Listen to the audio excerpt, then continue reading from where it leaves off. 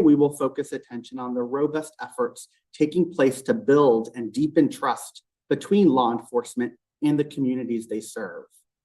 As such, we will highlight compelling stories from the department's United Against Hate Community Outreach and Engagement Program. Today, we have 3 panels to discuss the devastating impact of hate crimes and hate incidents, as well as the challenges in preventing and prosecuting these actions.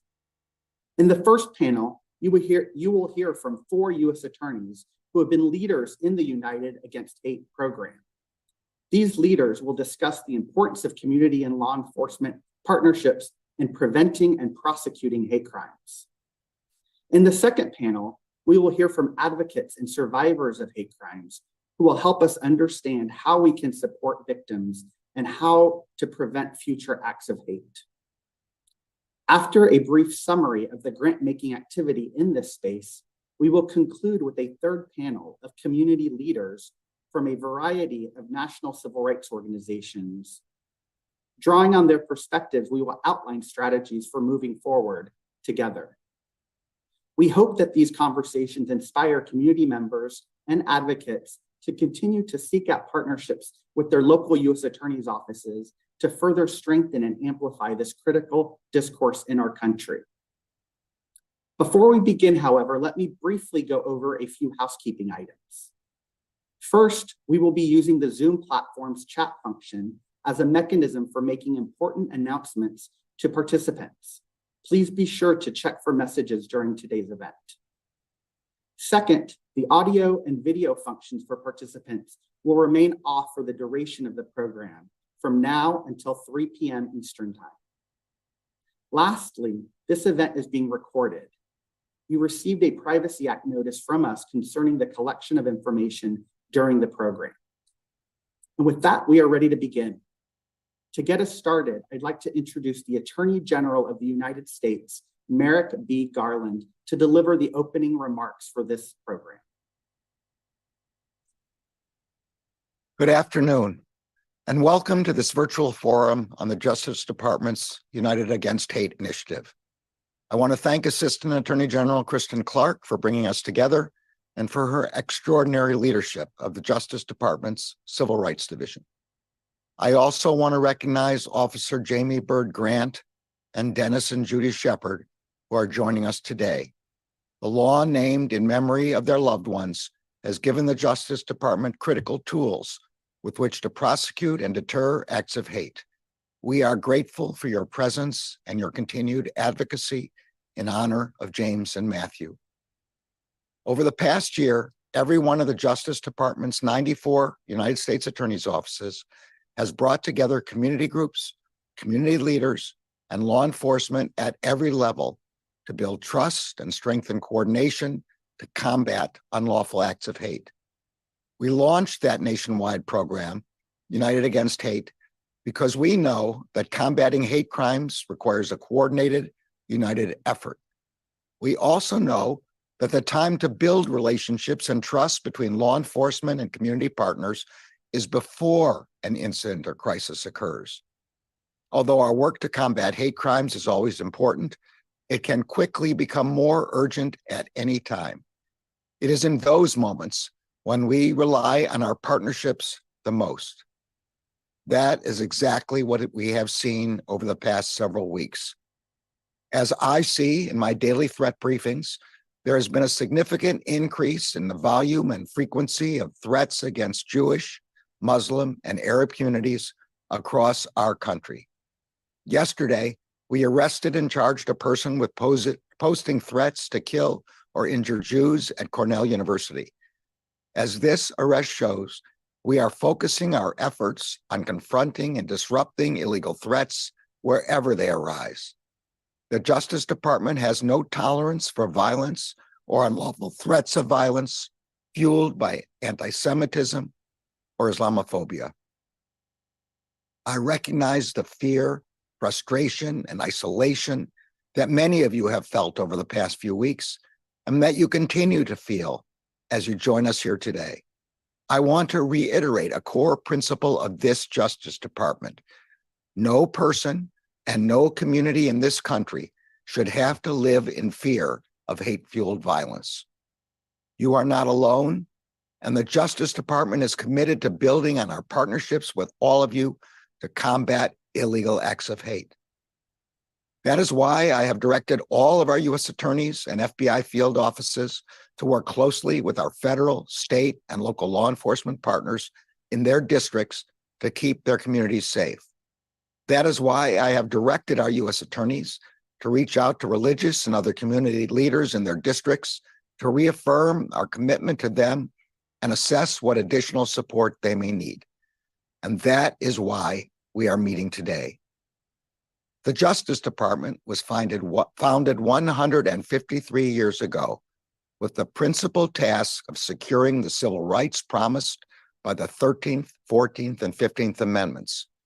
This meant protecting Black Americans seeking to exercise their right to vote from terrible violence and threats of violence by white supremacists. Today, combating hate-fueled violence remains central to the Justice Department's mission.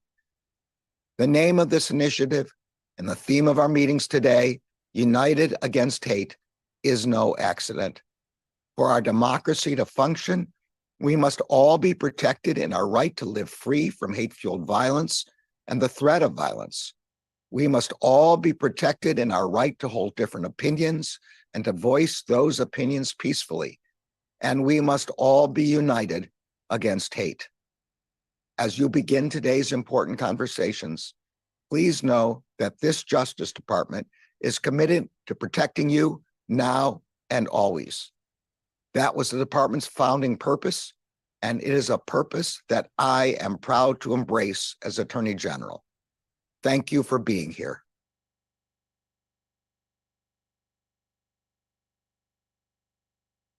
Welcome back. And to those just joining us, hello for the first time. All participants should have received a program guide that details today's agenda and provides the names and biographies of all of our speakers. That document also provides helpful resources to combat hate crimes and hate incidents. We'll drop that guide again into the Zoom chat now.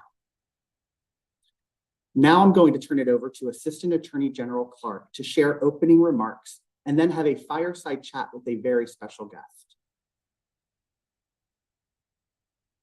Thank you, Louis, and thank you, Attorney General Garland, for joining us for this important program today.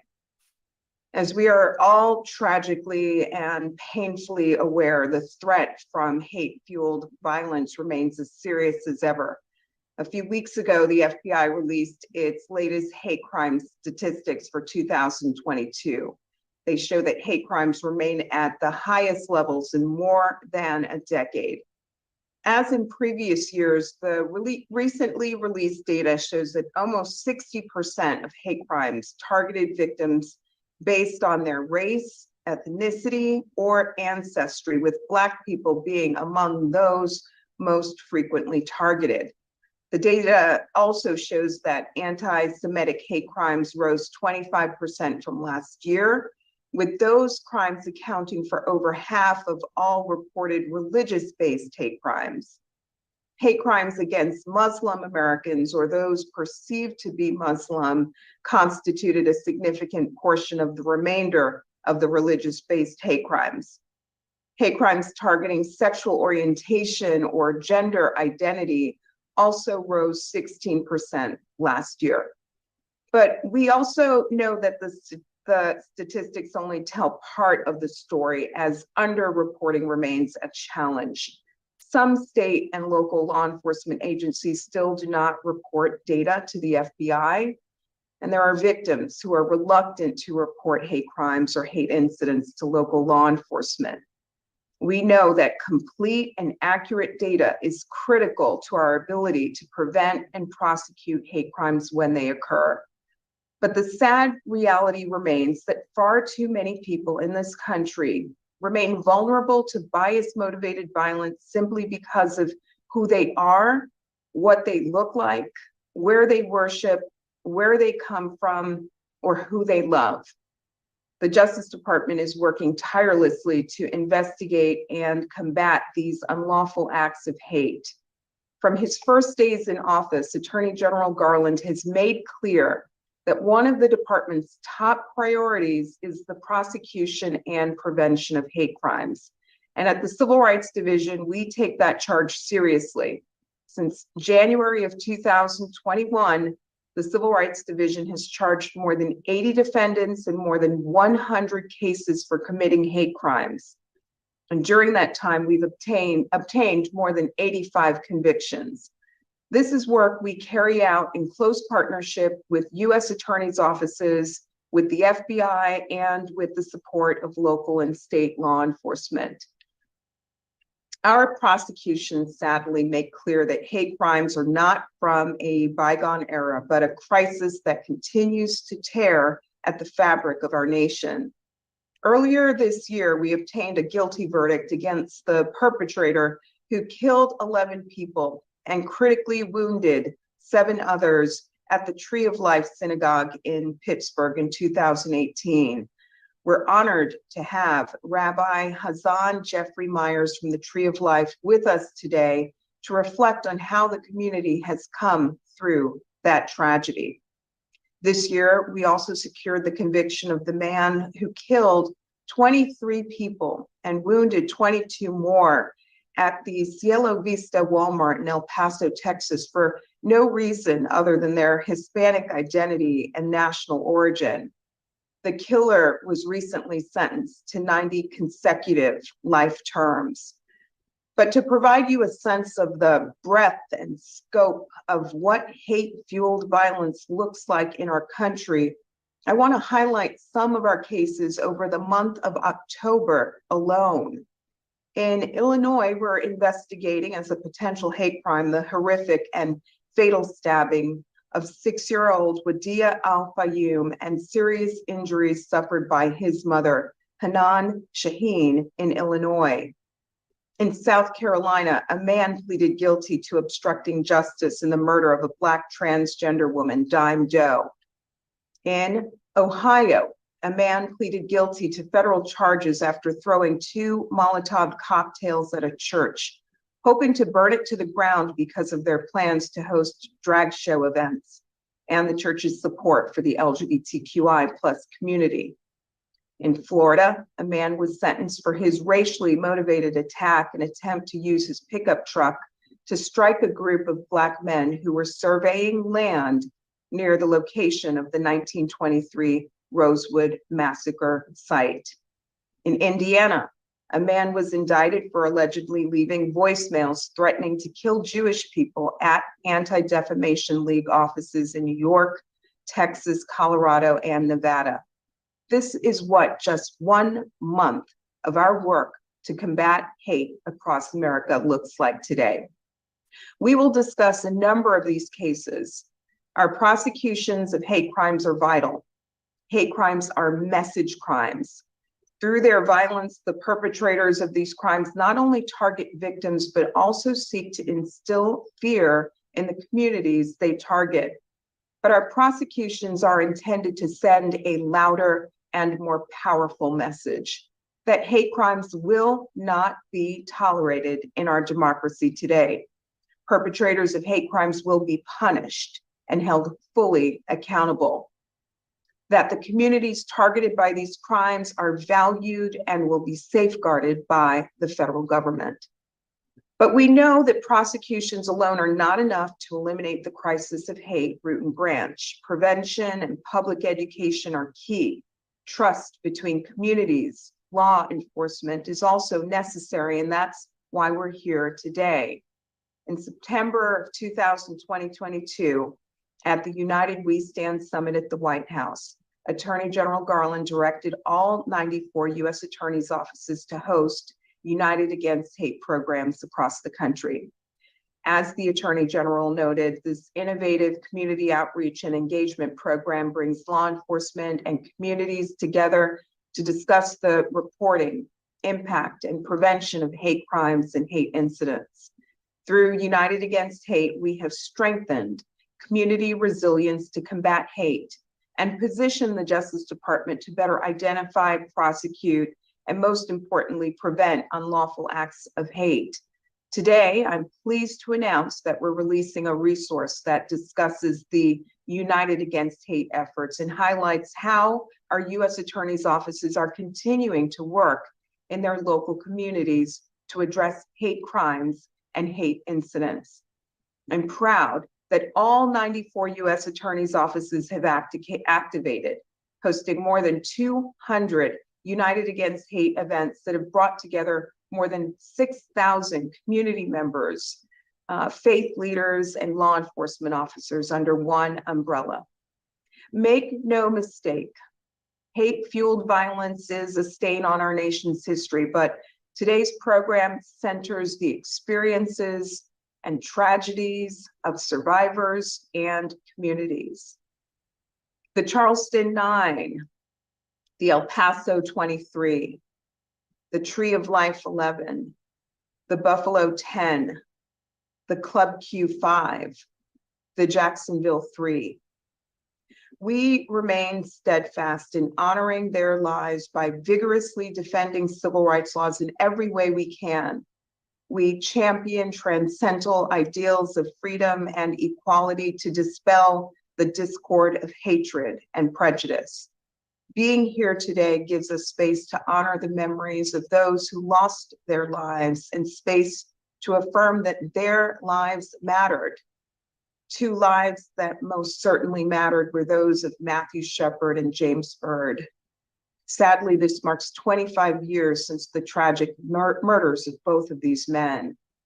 In 1998, Matthew Shepard, a 21-year-old gay student at the University of Wyoming, was robbed, tortured, tied to a fence along a country road, and left to die by two men who offered him a ride home from a local bar. That same year, James Byrd Jr., a 49-year-old Black man living in Jasper, Texas, also accepted a ride home from three men. They drove him to the remote edge of town where they beat him severely, tied him by the ankles to the back of a pickup truck, and dragged him to his death. The families of Matthew Shepard and of James Byrd joined a coalition of advocates and civil rights groups who pushed Congress to strengthen the federal hate crimes laws that we have, and they were successful. The Matthew Shepard and James Byrd Jr. Hate Crimes Prevention Act was signed into law and stands as one of the most powerful tools in the fight against hate crimes today. The Justice Department leverages this important tool to address violent hate crimes and to bring perpetrators to justice. We'll hear from the family of Matthew Shepard in a moment, but first I'm honored to be joined now by Houston Police Department Senior Police Officer Jamie Byrd Grant. Officer Byrd Grant is a 12-year veteran of the Houston Police Department. She's also the youngest daughter of James Byrd Jr. and a long-time racial justice advocate. At the age of 16, Officer Byrd Grant and her family were a driving force for the passage of the James Byrd Jr. Hate Crimes Prevention Act in Texas, as well as the federal Matthew Shepard and James Byrd Jr. Federal Hate Crimes Prevention Act. She is the director of the James Byrd Jr. Foundation for Kids, a nonprofit organization. She's author of Triumph Over Tragedy, which outlines her personal story. And she's also deeply involved in the fight against anti-Semitism and hate through her partnership with the Houston Coalition Against Hate and the Anti-Defamation League. Ms. Byrd Grant, it is great to have you here today. I just want to acknowledge how special it is to have you with us. I want to thank you for your strength and your courage and for being with us to share your personal testimony and your story with us at the Justice Department and with listeners who've joined us from across the country today. Good afternoon. Good afternoon. Thank you for this opportunity as well. Thank you. Officer Byrd Grant, you were in high school when your father, James Byrd, was brutally murdered. In your book, Triumph Over Tragedy, which I read and really enjoy, you talk candidly and powerfully about your feelings at age 16 about what it meant to secure justice for your father. I was wondering if you can open us up today by talking about that. What does justice for your father mean? Again, thank you for this opportunity and greetings to everyone. Yes, at the age of 16, I thought as a 16-year-old, I wanted those three monsters, is what I identified them as, to be chained to the back of a pickup truck, face sprayed with black paint, and beaten and dragged for 3 miles down a rural rugged road, just as they did my dad. At 16, that was justice for me. I didn't see it any other way. I didn't really have faith in the justice system because I wanted to take things in my own hands. And although I was raised on Christian principles and my family was immediately forgiving, I stood on what I believed at that moment, and that was justice for me.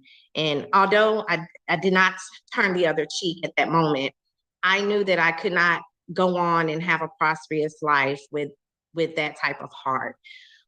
So I had to somewhat forgive along the way, which now at 40, almost 42 years old, I have found forgiveness because I wanted to live with peace and prosperity. And I didn't want to give those three individuals that much power any longer.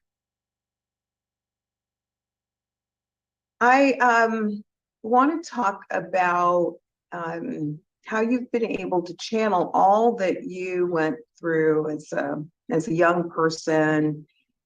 Just talk about your journey to becoming a police officer. In your book, you talk about how important it was to have a police department that represents the diversity of the community that it serves. Wondered if you could just share a little bit about what inspired you to serve your community in this way. Being a part of the fourth largest police department in the nation, that told me something, and that told me that I did have a chance to make a change within the most diverse law enforcement or police department in the nation. And I'm glad that I have been given the opportunity by my superiors to be able to make that change in the community. It was hard for me in the beginning because being a survivor and also being victimized on the police force, it had me thinking, was I in this line of work for the right reason? But going forward, 12 years, almost 13 years later, I know that I am in the right place and I am with the right department to make the change for the better and for the nation.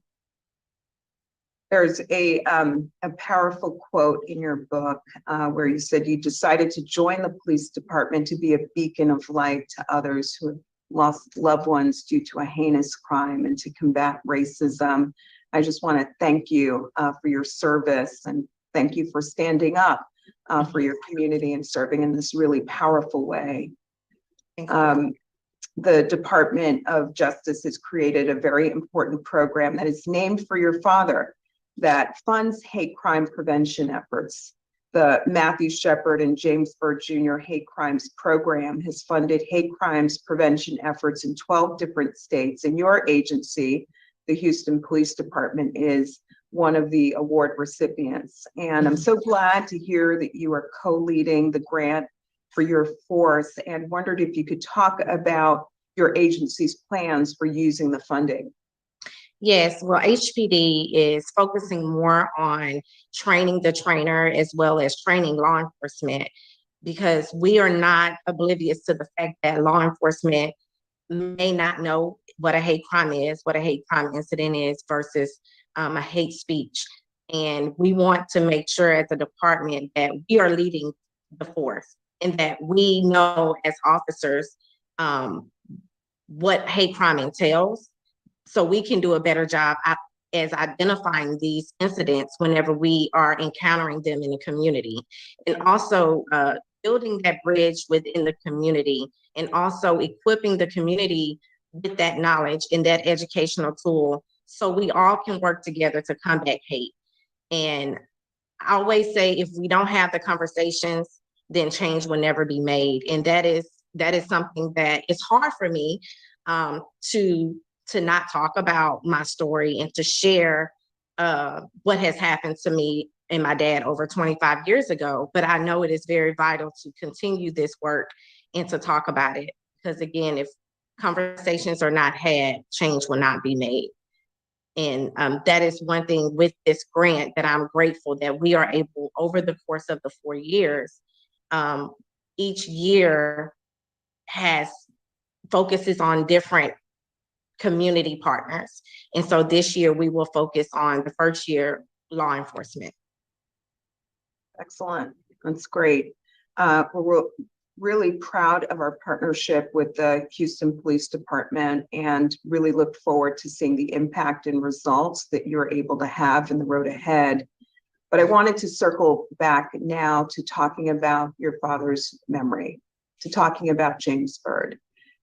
Articles in a number of media outlets, including the Washington Post and Texas Tribune, have reported that the town where your father lost his life would like to forget this atrocity, even as your dad's grave is repeatedly vandalized.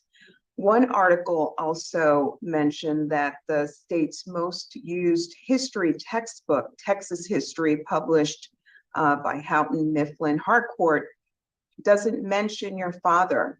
I wondered if you'd share your perspective about this. It's very disheartening to know that he is not acknowledged in the textbooks. And again, if I feel like our history as Black people are being watered down, and it's not allowing us to know the truth. And when we don't know the truth of our history, we won't know what our future lies. And that is very disheartening. And also speaking to politicians in Jasper over the years, and I'm quoted, "We would like to keep Jasper known for the jewel of the forest."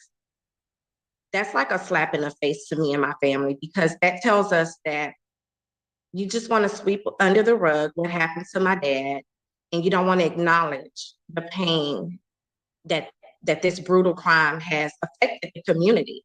There are people there that grew up with my dad, and this is still affecting them, just as it is myself and my family. And when you want to keep something known as the Jasper known as the jewel of the forest, that tells me that you want to forget about what happened. And how can we move forward as a community and as a nation if we don't acknowledge the hurt and the pain that caused this act to happen? And as far as the textbooks, that's also disappointing that no one wants to acknowledge the true history of hate crime and what happened to a Black man on June 7th. Well, we at the Justice Department will never forget your father. We are proud to use a law that bears his name to carry out work that's really critical to healing and really critical to standing up for some of the most vulnerable communities in our country. I wanted to close by asking you to share a little bit more about your father. I know that he used to sing, Yes. and I know that you all had Byrd Family Day, where the family would often get together and spend time together. Wondered if, for our audience, you just share a little bit more about your dad and how you want the world to remember him. Remember him as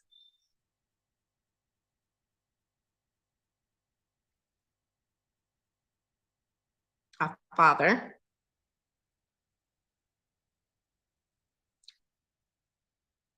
a musician, I'm sorry.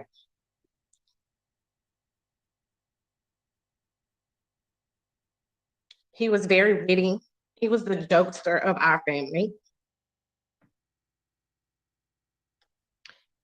And people used to call him a free bird because he took life as it is. day by day.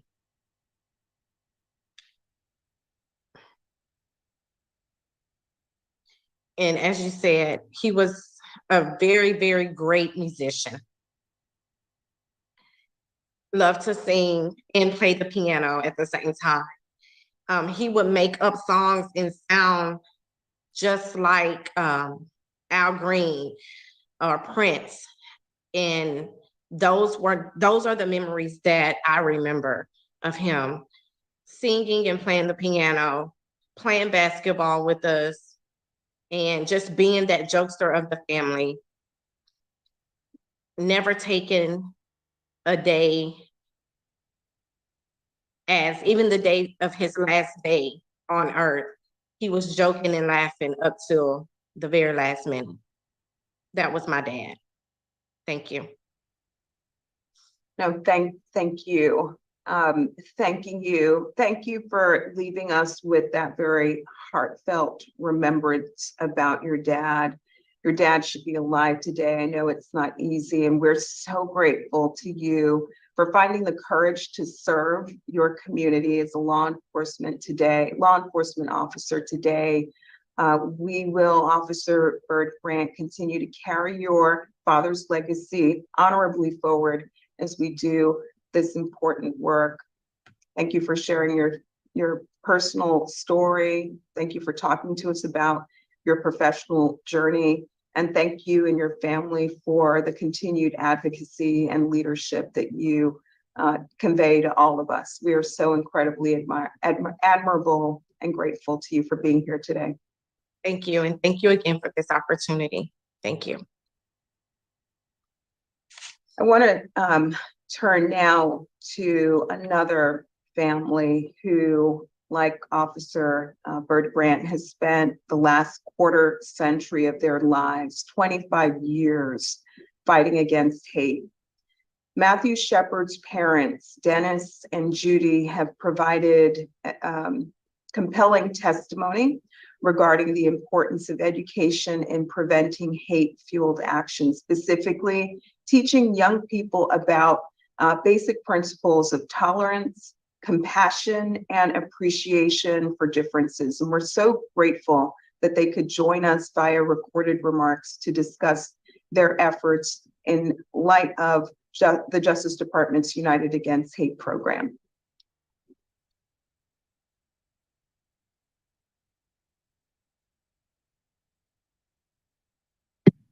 We want to thank you for including us in the program today. We certainly wish we could have been there in person, but since it's been 25 years since we lost Matt, I feel like we're living on an airplane, but we really appreciate this opportunity. Since it's been 25 years, we've seen great progress in our particular community, LGBTQ+, but also a little bit of backsliding, which is why I'm so appreciative of DOJ and their United Against Hate program. It's become really important and critical now that we engage communities and community leaders in what we're trying to accomplish in preventing hate crimes. And I feel that that's all about education and getting to know your local law enforcement agency as well as DOJ. I know there's a level of antitrust right now for law enforcement, but we feel that the way to get around that is there is a saying that we use, get to know me before you need me, which means it's a commitment of the office, but also the community to take charge of what they actually know and learn and how they can be helped. It's important, as Judy just said, that know me before you need me. Not only does law enforcement and their liaison representatives need to go out into the various communities to build up that trust, but the communities themselves, especially those with immigrants who come from countries where they're afraid of the police force, they need to have leaders who are willing to go to law enforcement and to DOJ to build up that trust and build up the working relationship that everybody needs in order to push this forward. We were really lucky with our law enforcement personnel when we lost Matt. They were very kind and professional and learned and grew in their own acceptance of the gay community. This is really critical for understanding and empathy. We were so grateful to them for treating us like just kindness with kindness. I just really encourage that for law enforcement to engage.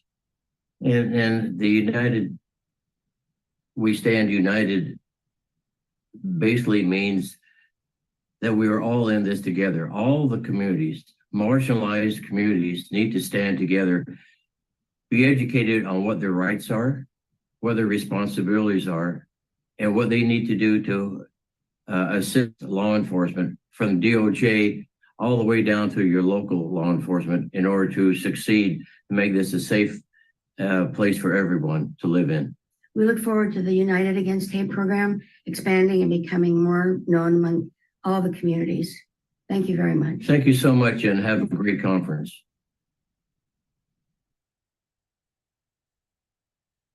Special thanks to Officer Bird Grant and Mr. and Mrs. Shepard for sharing their critically important voices with the Assistant Attorney General Clark and all of us today.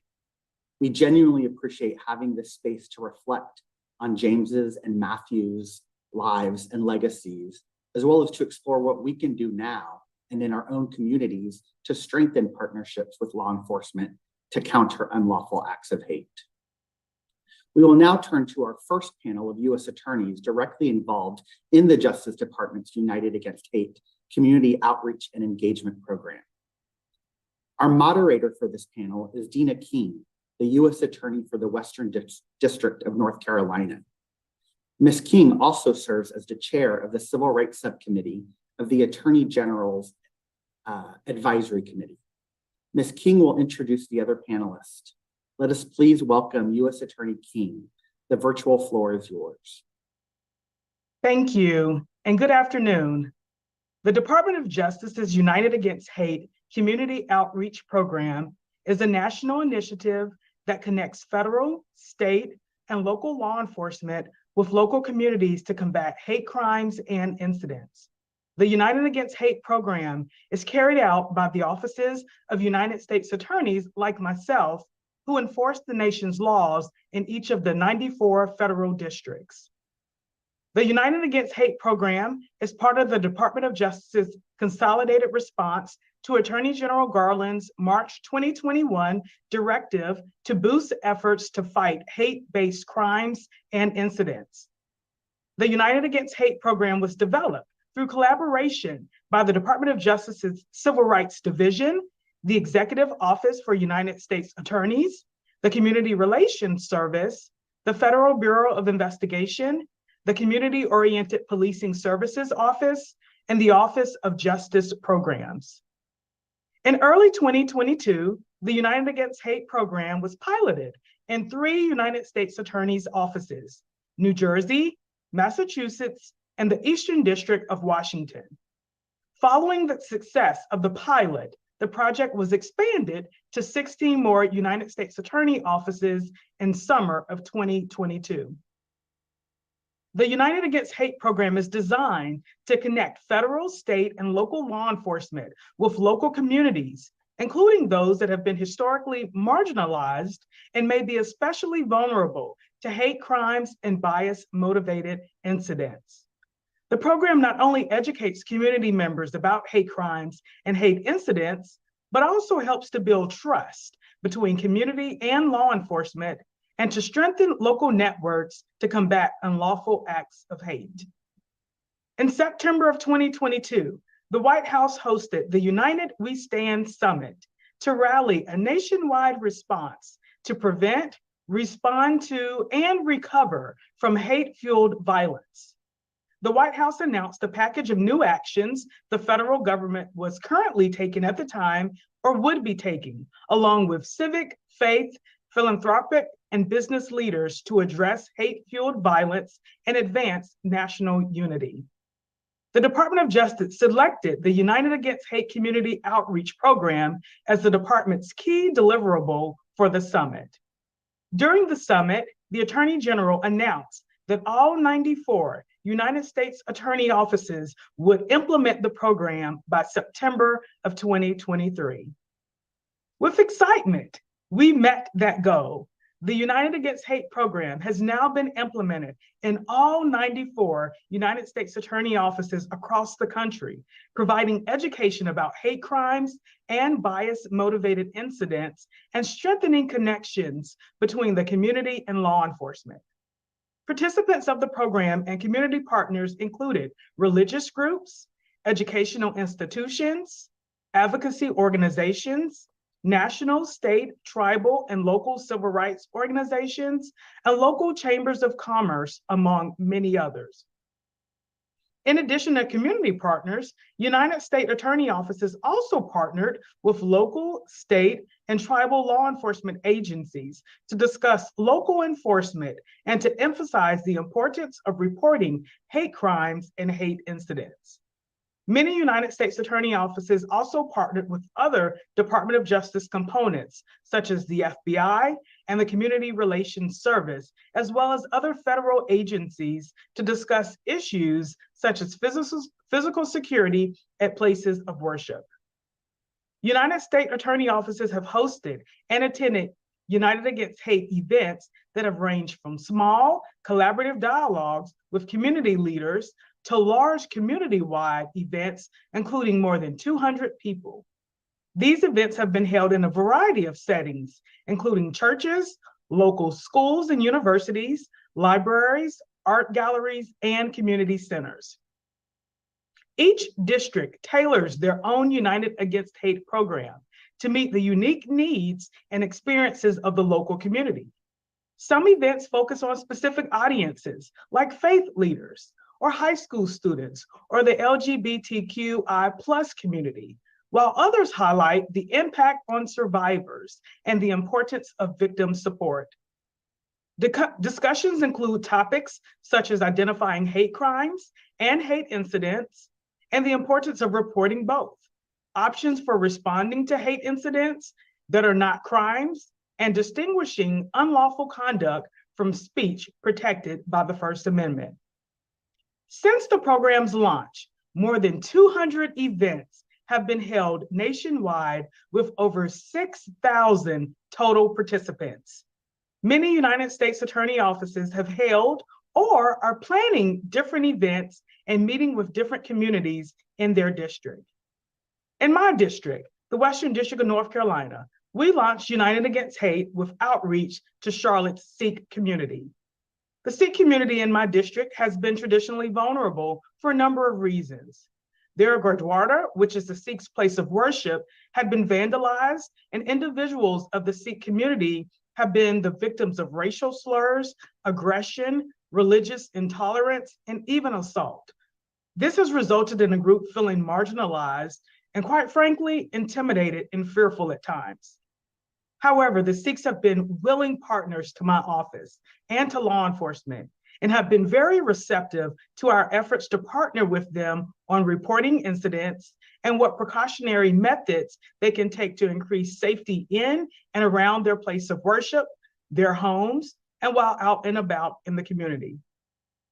Our initial meeting was attended by more than 200 members at the United Sikhs Gurdwara, where members of my civil rights team and our federal and local law enforcement met with Sikh representatives. This led to me being invited to address the broader Sikh community at the 2023 United Sikh Summit, where I spoke to Sikhs representing communities from all over the country about United Against Hate and the department's efforts to raise awareness and incident reporting, our role in protecting civil rights and combating hate crimes and hate incidents, and generally letting participants know how to reach out to law enforcement when needed. In addition to conducting outreach with the Sikh community, my district also partnered with the Charlotte-Mecklenburg School District, which is the largest school district in Western North Carolina. And we organized the United Against Hate Summit with 150 high school students. Members of my office presented on topics of conflict resolution, inclusion, identifying and reporting hateful behavior, and how to foster respect, acceptance, and promote inclusion in the school setting and beyond. We're in the process of planning a second school summit of a larger magnitude and duplicating that event in other school districts throughout Western North Carolina. As you see, United Against Hate has had an overwhelmingly positive impact in the communities that participated in the program. It helped establish a direct line of communication between the United States Attorney offices and their communities. The program helped to build trust between community members and law enforcement. And United Against Hate provided United States Attorney offices and law enforcement with the opportunity to develop a better understanding of community issues and concerns when it comes to hate crimes and hate incidents. And the program also provided a safe space for survivors to share their stories and to speak about the issues impacting their community. These are a few testimonials from the United States Attorney offices and community members that participated in United Against Hate events. One quote, after an event geared toward the LGBTQI+ community, one of the student attendees reached out to the Assistant United States Attorney. The student said that the event was the first time in his life that he felt like law enforcement was offering him a helping hand. He said he was aware of unreported hate crimes on campus and was so inspired by the event that he was hoping to start a working group at the law school with student leaders and local law enforcement designed to increase the reporting of hate crimes and incidents. That quote comes to us from the United States Attorney Office in the District of Arizona. From the Eastern District of North Carolina, our United Against Hate event partly focused on the trauma experienced by hate crime victims, how long the trauma lasts, and the importance of victims speaking up and speaking out. Our victim witness coordinator and people who were victims of hate crimes spoke at our program. It was moving and powerful for our audience to hear from victims and to see the damage hate crimes leave behind. The program was very well received. From the Western District of Michigan, our United Against Hate outreach has already borne fruit, and it was facilitated helpful communication between the United States Attorney and a local rabbi whose congregation was the target of recent threats. On June 8, 2023, we hosted a virtual United Against Hate event with Jewish leaders across the district. About a week later, on June 16th, a 19-year-old suspect was arrested by the FBI for making anti-Semitic threats of a mass shooting targeting a local synagogue. The rabbi of the targeted synagogue had participated in our United Against Hate meeting and had a direct line of communication with the United States Attorney. Not only did United Against Hate strengthen the office's relationship with the targeted synagogue, but it helped build trust and goodwill with Jewish leaders and community members across the district and the state. As you see, these statements reflect the widespread impact United Against Hate has had across the country in terms of building trust in law enforcement, establishing direct lines of communication, building alliances, and increasing reporting, which are some of the key goals of the United Against Hate program. The department's hope is that United Against Hate continues to have a lasting impact across the country. And so far, things are headed in the right direction. Many United States Attorney offices have hosted additional United Against Hate events since their first initial event, and many offices are looking into creating or bolstering existing working groups and alliances that focus on addressing hate crimes and hate incidents in their communities. Let's now turn to our panelists to hear about the United Against Hate programs in their districts, what impact they've had so far, and their plans for the future. I am honored to be joined by my colleagues, Philip Sillinger, the United States Attorney for the District of New Jersey, Joshua Hurwitz, the United States Attorney for the District of Idaho, and Roger Handberg, the United States Attorney for the Middle District of Florida. Philip, we'll start first with you.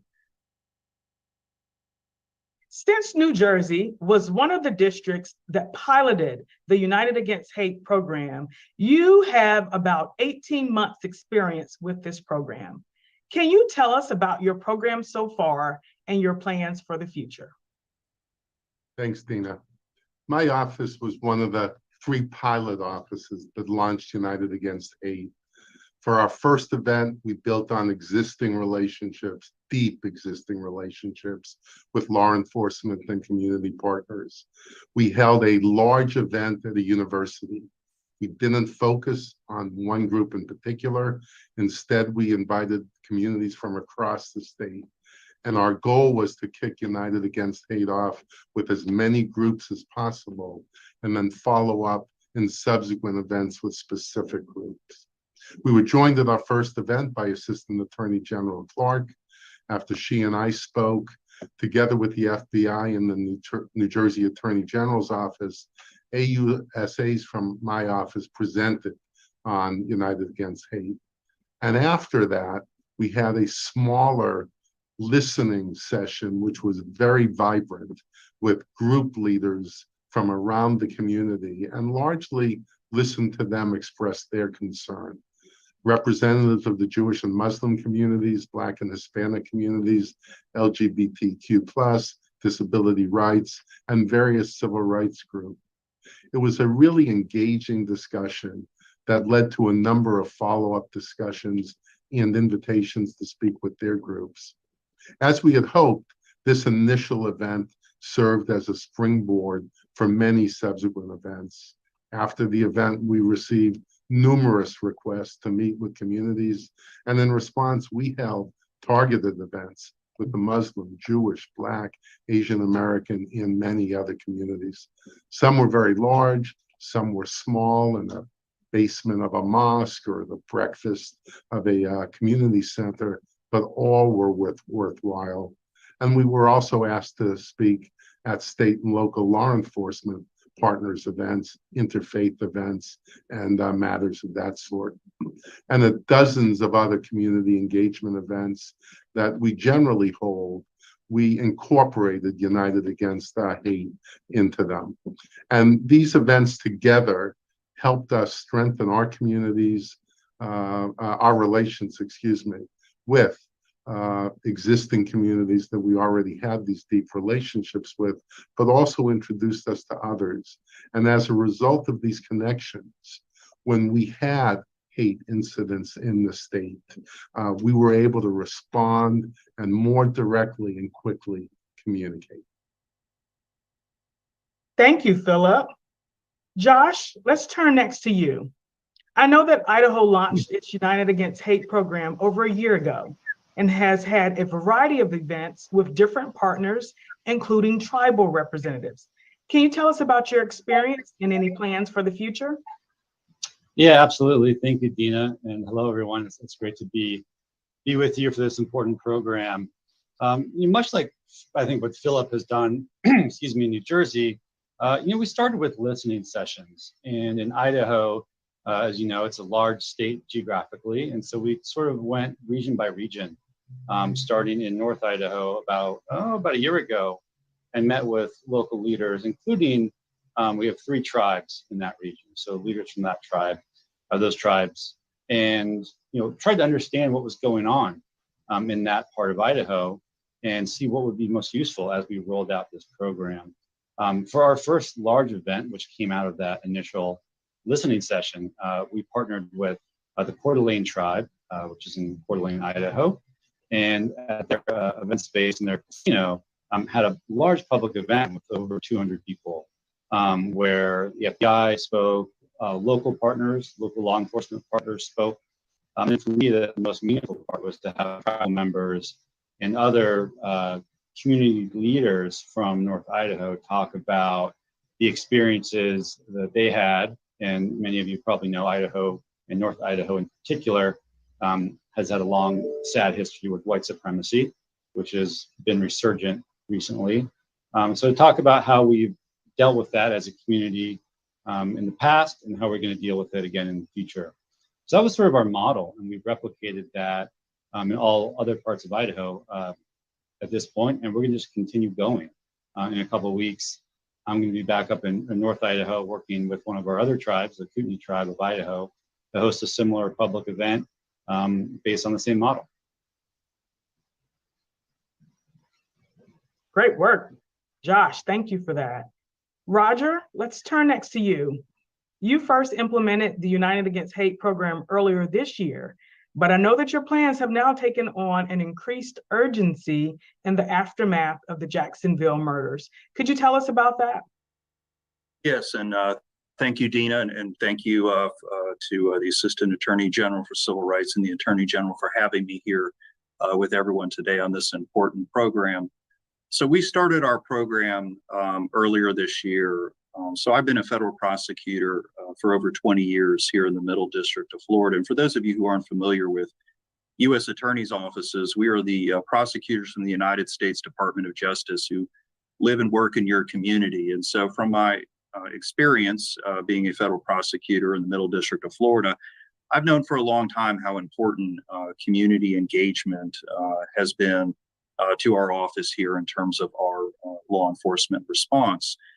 So I thought it was a great idea to really have a focus on hate crimes through this program, United Against Hate, because it's an issue that all of us deal with on a sadly regular basis. The Assistant Attorney General talked about just some cases from October, and I think if she went through every month of the calendar year, you would hear about every office of the 94 U.S. attorneys. So I knew how important it was. So, our rollout, we did a traditional rollout. We did with, some service organization, a school, and then everything, at least for me, changed in August when we had the terribly racistly motivated attack in Jacksonville that resulted in the murders of 3 people. And at that point, as I was thinking about the response that my office was going to have for our community, I decided to really focus our efforts on United Against Hate and really try to take it to the next level. So I did a couple things. Most people associate the United States Attorney's offices with doing prosecutions, and that is a very large part of what we do, but we're also part of the Justice Department. And there's a lot of grants and technical assistance that the Justice Department and the Department of Homeland Security provide to deal with and prevent hate crimes. So one of the things I did was I got an opportunity to talk to the various component heads at the department. And what I wanted to do, because I think one of the things we try to do in terms of creating trust and legitimacy is frankly doing a better job of directly communicating what's available. And I wanted to do that with grants and technical assistance that's available to nonprofits, it's available to educational institutions, it's available to governments.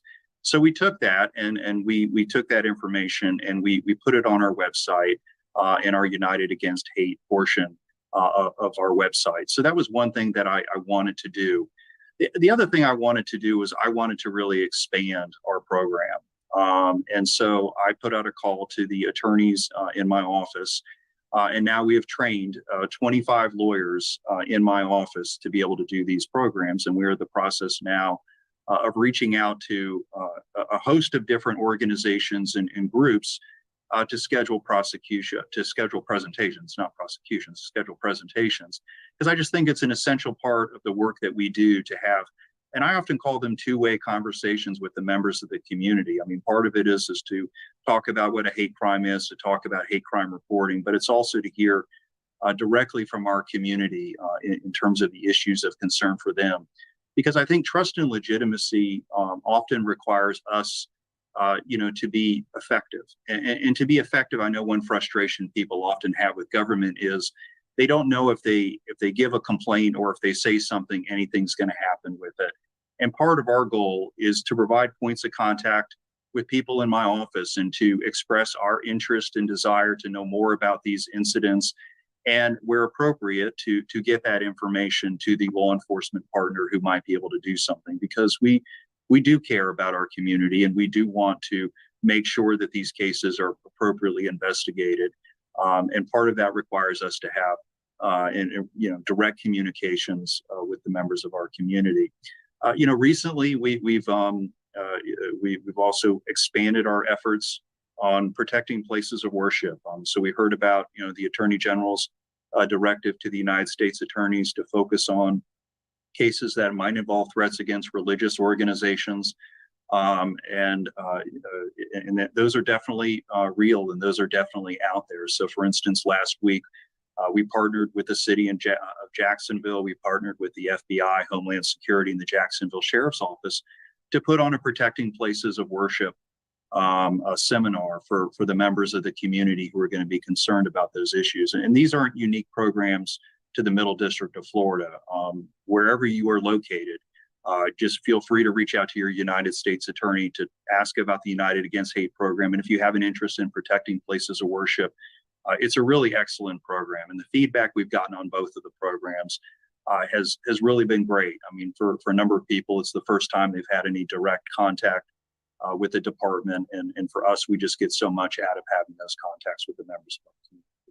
Thank you, Roger. I want to now turn and talk a little bit about impact, and I'm going to ask each of you a different question. So Philip, I'll start first with you. Can you expand upon how and in what way the United Against Hate program has made a difference in your district? Sure, thanks, Dina. We've had a number of hate incidents in our district. We've had situations where a Molotov cocktail was thrown at a synagogue, where an individual was charged with committing 5 carjackings of visibly identifiable members of the Orthodox Jewish community and stabbing one of them. A threat to blow up a synagogue and synagogues, which prompted a statewide FBI alert, which caused a lot of concern in the Jewish community, and hate speech incidents against the Muslim community. And our efforts and relationships developed or created by United Against Hate have made such a difference in the way that we were able to address these, because after these hate crimes were committed or threatened or hate speech was directed at the communities who were represented at our events, members of my office were able to quickly and directly connect with many members of the impact community that we had previously worked with in United Against Hate. And some of these incidents resulted in hate crime charges. Some of them resulted in federal charges, which were not charged as hate crimes. And in one incident, it was not actionable at all. But the connections that we either created in United Against Hate or further strengthened and developed through those programs, whether we were able to take law enforcement action or not, helped us build or deepen the trust with these communities. And as has been mentioned so many times today, trust between law enforcement and the community is so important, not only to effective law enforcement, but effective reporting and confidence in the community to report hate crimes, which promotes law enforcement effectiveness. That's great. The connecting with law enforcement and increased victim reporting, key aspects of United Against Hate. Josh, what did community members find to be most effective with your United Against Hate program?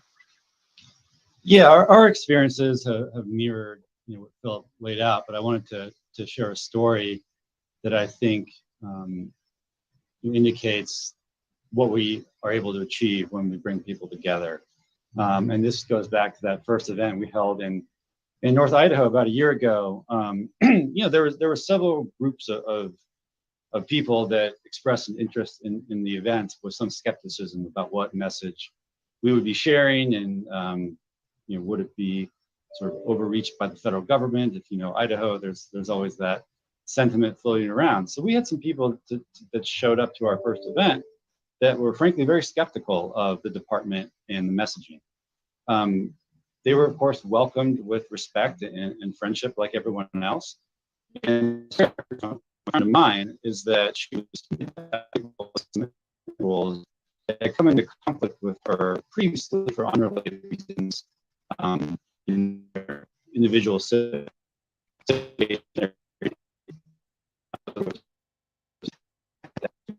Josh, we were having a little bit of sorry? difficulty with your audio, but I think you're coming through clear now. Okay, I apologize. So I was trying to explain there was some individuals seated at a table that had been in conflict previously. And as they heard the message that's steeped in the rule of law, that's based on just human dignity and mutual respect, and then connecting, of course, with law enforcement as well.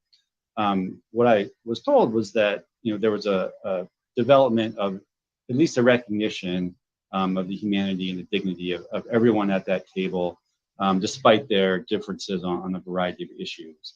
To me, that's exactly what this type of event can bring to our communities, in addition to building that infrastructure and those connections between our offices and marginalized groups, and then those groups and law enforcement. If we step back a little bit broader, we are all united in our humanity and in the constitutional rights of Americans. And so that's just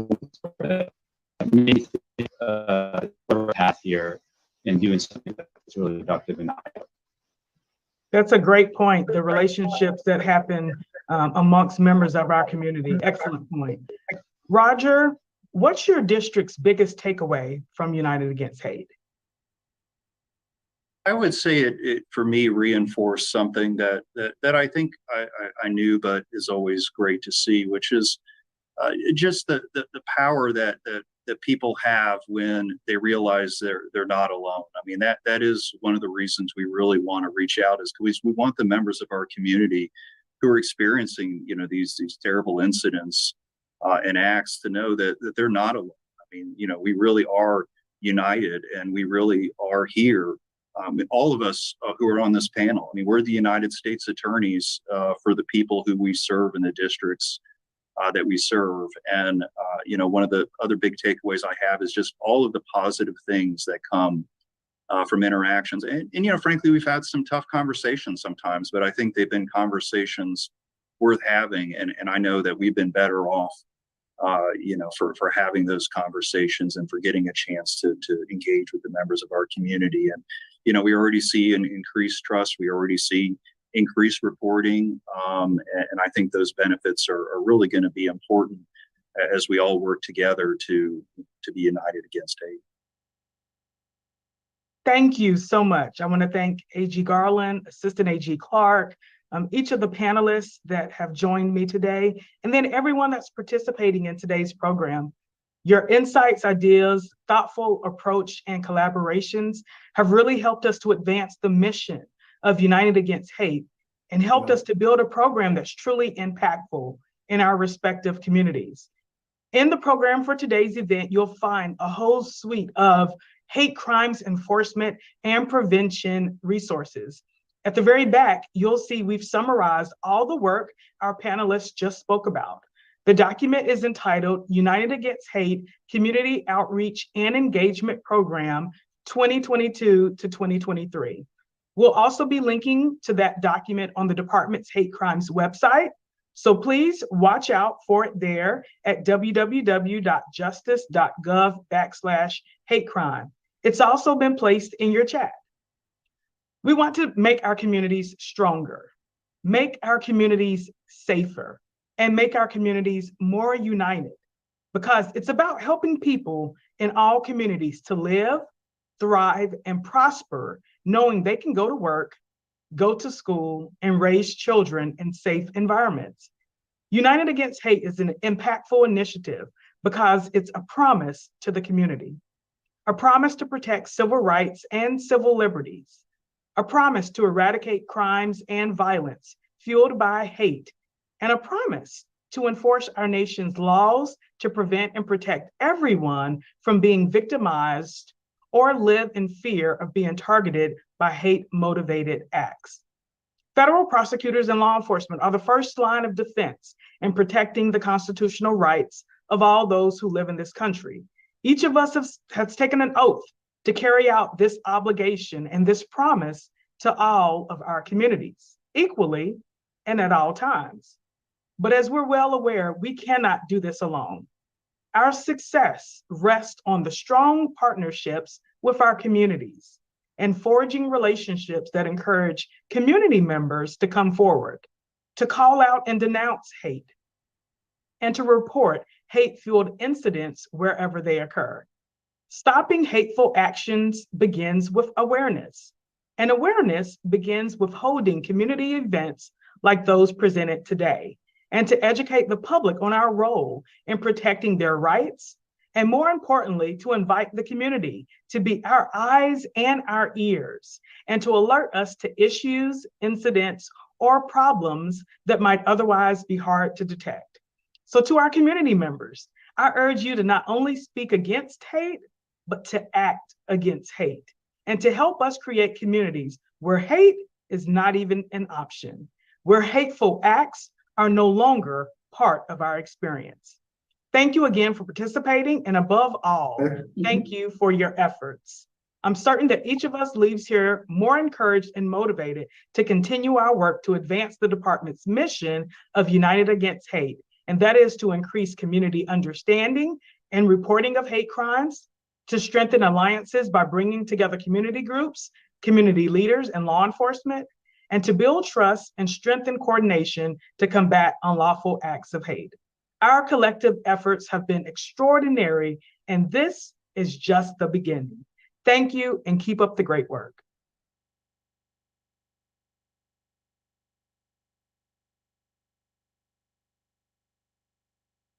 Thank you, U.S. Attorneys King, Handberg, Curate, and Selinger for those compelling firsthand accounts of how the United Against Hate campaign is succeeding in helping to build trust with communities across the country.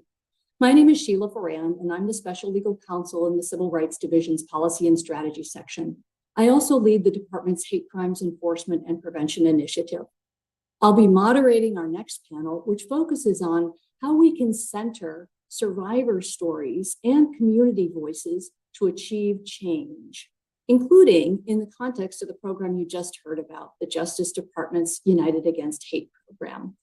With us here today are Nadia Aziz, Senior Program Director of the Fighting Hate and Bias Program at the Leadership Conference on Civil and Human Rights, Hardeep Kaleka, Co-Director, Not in Our Town, Rabbi Hazan Jeffrey Myers, Tree of Life Synagogue in Pittsburgh, Eric Olshan, U.S. Attorney, Western District of Pennsylvania, and Anisha Singh, Executive Director, Sikh Coalition. We're so honored that all of you could join us. Rabbi Myers, I want to start, if I may, with you. 5 years ago last week, the horrific attack at the Tree of Life Synagogue stole the lives of 11 innocent victims, critically wounding 7 others. This summer, jurors found the perpetrator guilty on 63 counts. Throughout, you served in multiple roles as witness, survivor, and leader of your congregation. What insights can you share regarding your community's experience during the investigation and prosecution of this case? Thank you for the invitation to participate today.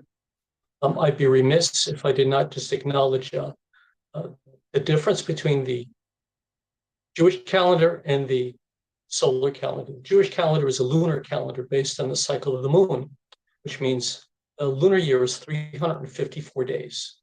So a date on the Jewish calendar is not the same date every year on the solar calendar. That's my way of saying that we observe and commemorate the deaths of loved ones based on the Jewish calendar. So although October 27th is the public date where we gather as a city, there's also the Jewish date when we remember our loved ones. We light memorial candles and offer prayers. That begins this evening at sundown. So I'd be remiss if not acknowledging, for those who know the Jewish term, the Yortzeit, the commemorative date of our 11 loved ones. May their memories be for a blessing. How to move a community forward, particularly when there's no experience in this, has been an incredible challenge. It's not like I could call another rabbi and say, what did you do? I've been fortunate to, over time, develop really wonderful relationships with a number of faith leaders who've been able to advise and be sounding boards on that ultimate question of how to move forward. And it's in so many areas, because while we're in the process of raising the funds to rebuild Tree of Life, it's one thing to rebuild brick and mortar. It's another thing to rebuild lost faith, to restore enough confidence that you can attend services in safety and security, to feel that God is still there and answering your prayers. And those are just not easy, and there's no specific prescription that you can offer that just is a one-size-fits-all solution. So every individual, not just in my congregation, but in the other two congregations that were impacted, as well as the vast community, each has a specific way of coping and dealing.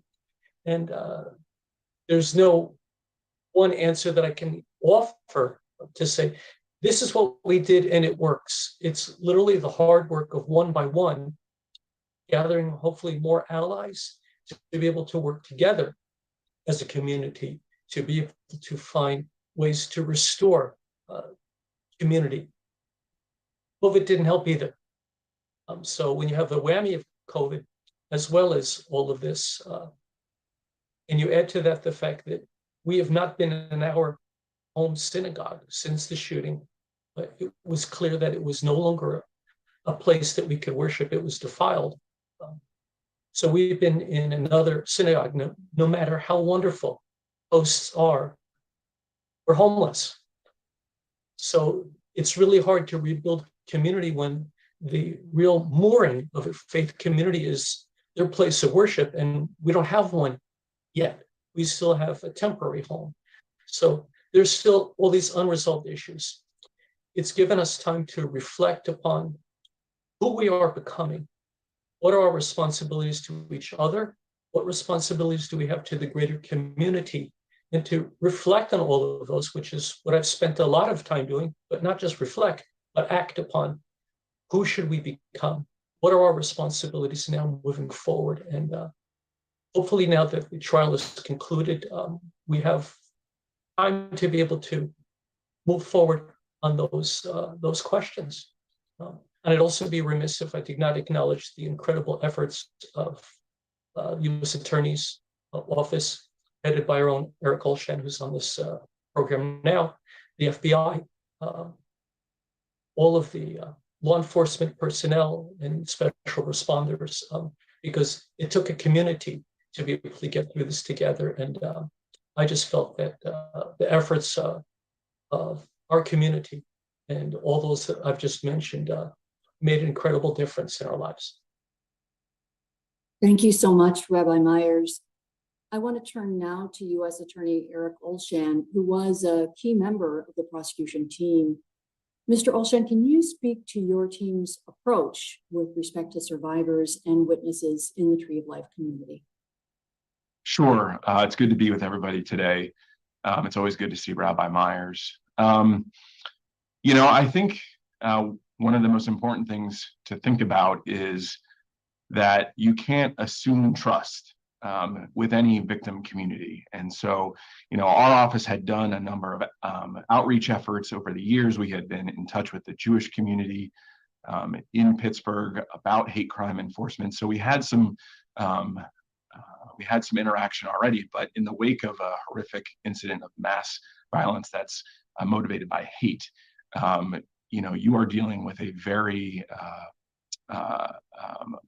traumatic situation where people are dealing with their own personal and communal trauma. And at the same time, at the U.S. Attorney's Office and working with our partners in law enforcement, we are trying to investigate and prosecute a crime. And so as we interact with the victim community, we knew that trust was not something that was assumed. And so what we had to do was we had to build that. We had to start with just communication, establishing a line of communication between law enforcement, our office, to the victim community, which in this case was quite large. And so what that meant was just having initial interactions with individuals who were at the synagogue, people who were wounded at the appropriate time. And that meant working with our victim witness support staff, both at the U.S. Attorney's Office and also through FBI. We are so lucky here in Pittsburgh that we have such incredible victim witness support staff. They really were the lifeline between us and the victim community. But we also thought it was really important that the witnesses and the victims knew the prosecutors, not because we wanted to start talking to people about what a trial would look like or what the facts were, what they could remember, but just so they knew who we are, and that even though we were approaching what happened from a particular standpoint as investigators and prosecutors, we're also a member of the community. We might not be members of the same victimized community or targeted community necessarily, but we were all members of the community here in Pittsburgh. And so having prosecutors in the room to just meet with people who were witnesses and to be in touch with family members of those who lost their lives was something that we thought was very important. In part because you never know how long an investigation or prosecution will take.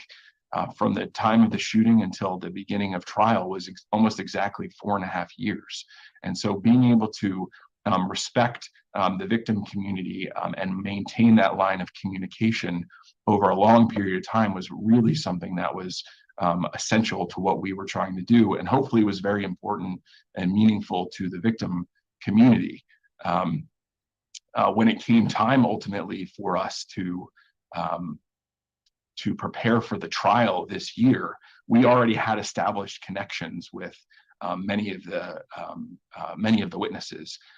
Rabbi Myers and I hadn't met until this year, unfortunately for me, but we had an opportunity to get to know each other a little bit through this process. But I think Rabbi Myers knew that we, the prosecutors, had been in touch with members of his congregation, members of the victim community, and had established those that open line of communication and hopefully built trust going into this very, very difficult process of having the trial, asking some of the victims and family members to be witnesses in the trial. There were 22 people who were in the synagogue that morning. 11 people died, 11 people survived. All 11 who survived testified at trial. 3 people who were outside the synagogue trying to enter the synagogue, they testified at trial. And we had over a dozen members of the families of the 11 who died who also testified at trial. And we could not have done our job if we hadn't established that line of communication and eventually trust with the community, so that we could get to where we ultimately did. And that's a credit not so much to us, but to the victims, the family members who were just so tremendous and strong throughout this process. Thank you so much, U.S. Attorney Olshan. It's really heartening to hear from both you and Rabbi Myers that here, it sounds like the system worked in terms of achieving justice and at least some measure of closure for victims and survivors and the witnesses. For most victims, however, a role as witness may never materialize. The police may fail to make an arrest. The offender ultimately pleads guilty and the case proceeds to sentencing without a criminal trial.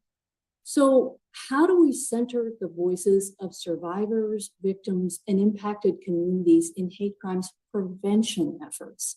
And to answer this question, we're going to turn now to Pardeep Kaleka, whose nonprofit organization produced a film that documents the city of Pittsburgh's powerful community response to the Tree of Life attack.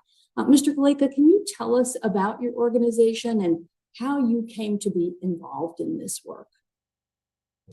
Thank you so much, Sheila. And I just want to start off by just a note of just gratitude to everyone that's on this call today. And really thinking about the power of people, it's people power.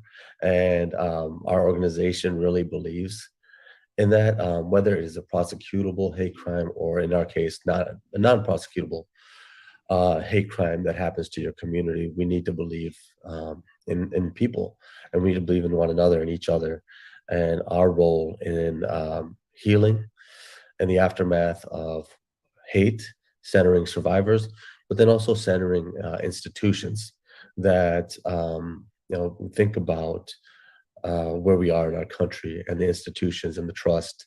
And I think that we're all speaking about many of those institutions and this great democracy and what's at stake.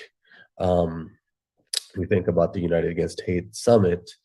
I think about all of the organizations that are on many of these calls the Civil Rights Division, the U.S. Attorney's offices that have worked so hard over the years, FBI, local law enforcement, county, federal law enforcement working in collaboration with one another. We had, not in our town, had amazing support over the years with, just community-oriented police services, working in conjunction with them to create the film Wicking in Oak Creek. Justin Locke from Community Relations Services, who was with us in Pittsburgh and continues to work, to highlight the voices of communities impacted, both in prevention and in the aftermath, and mediate. There's so many people to thank, broad-based communities, civic organizations that we have here with, Sikh Coalition, Nadia, the work that the rabbi has done. And so we all do this work together, right? We all do this work in relationship and community. And that's how NIAD got its start. 25 years ago, we saw an uptick of white supremacist hate that was happening in a town in Billings, Montana. And when a Jewish family was deliberately attacked and children were attacked, the entire community stood up to hate. And basically, the work that we have done over the years was to really highlight how local community can stand up to hate, how everyone, no matter if you're a parent and you feel like you do not have a role in this, that you in fact do, if you're an educator or teacher. And I think right now, with everything that is going on in the world, people are acutely feeling this. And we believe that we do need broad-based sort of support at the federal level, but we also need that to get to the local level. And if that's going to get to the local level, especially local law enforcement, I'm former law enforcement, so I can tell you a little bit about local law enforcement and the communities that they serve have a reciprocal relationship. It's not just on institutions, it's also on the people. So people have to believe in those institutions, and those institutions need to believe in those people. And that's the way that we're going to move this forward. That has always been the vision of our country, and that needs to be the vision as we all move forward.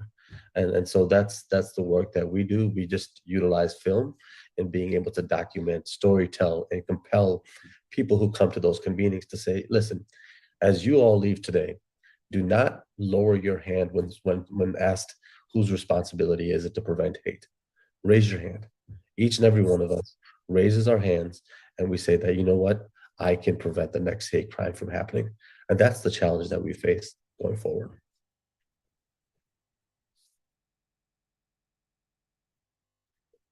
And if we want to go ahead and play the clip from Not in Our Town.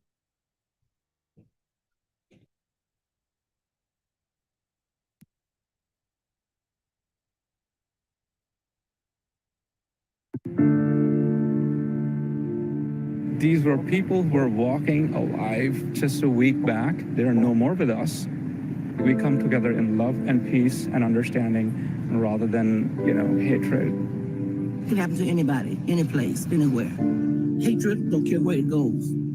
What hurt them also hurt us too. We are Christians. We all are brothers and sisters together. That's why we're here. We came to share their grief too.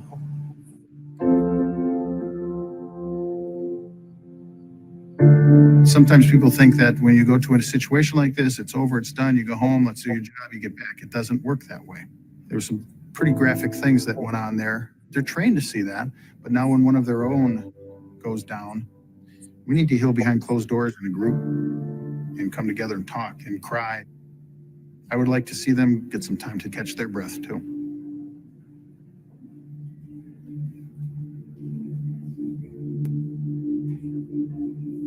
She was a very hardworking woman. She sacrificed what she wanted for herself to give us what we needed. Just working for 12, 14 hours a day just to put food on the table. My dad was a strong person, a strong personality. He was gonna fight till the end. And sometimes it, rubbed people the wrong way, but he was also a very honest person. Almost brutally honest. a lot of integrity. You don't know that you have these characteristics built into you until you need them. How can we look into the eye of a horrific tragedy? I seek solace in the fact that even in death, my father has done more to promote awareness of the Sikh faith than he did when he was alive.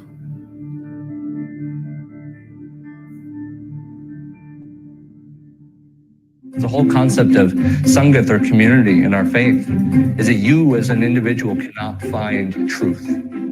We must learn together to find that truth. So we're always encouraged to pray in groups, to meditate together, to interact with each other, to eat together, to serve each other in that hope.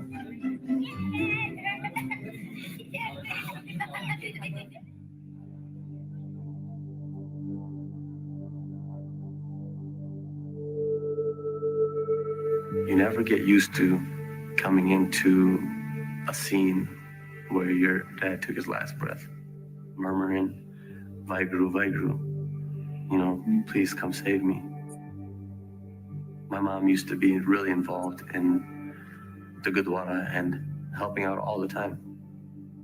Still, it's hard for me. It starts shaking my heart and everything. It's a hard obstacle to try to get over.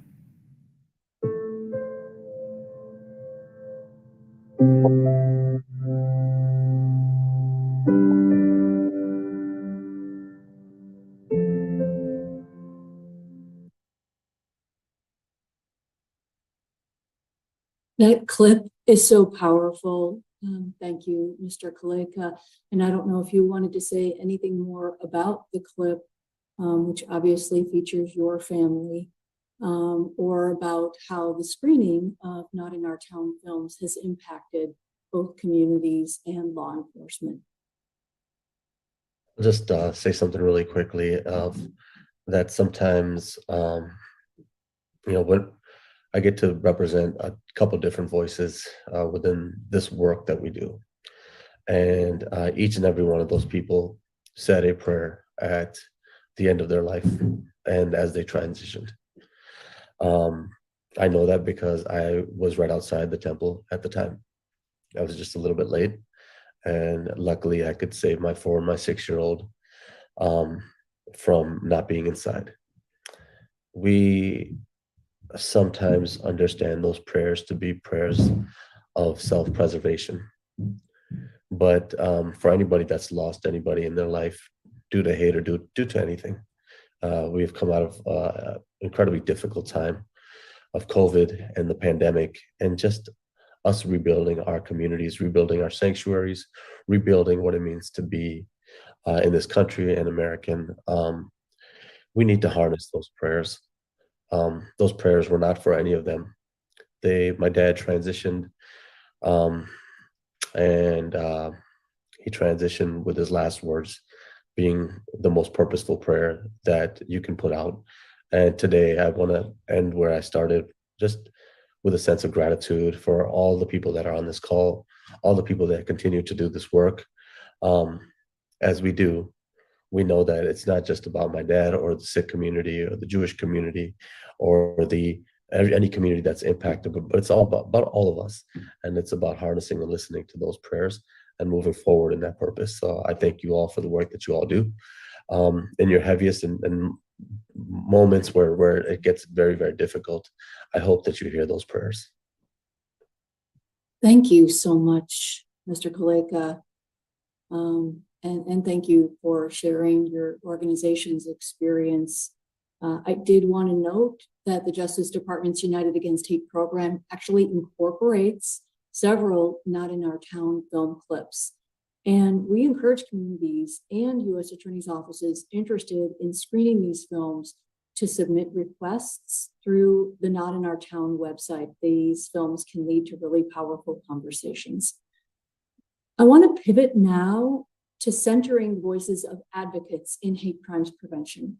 Ms. Singh, as head of the largest Sikh civil rights organization in the U.S., can you talk about the first post 9/11 hate crime and tell us how advocates were able to educate law enforcement about its terrorizing community-wide impact. Thank you so much for having me on this panel. It truly is an honor to be alongside such wonderful advocates and panelists. Pradeep, obviously, you know, my heart goes out to you, and we're so grateful in the Sikh community for all of your leadership, despite all the hardship.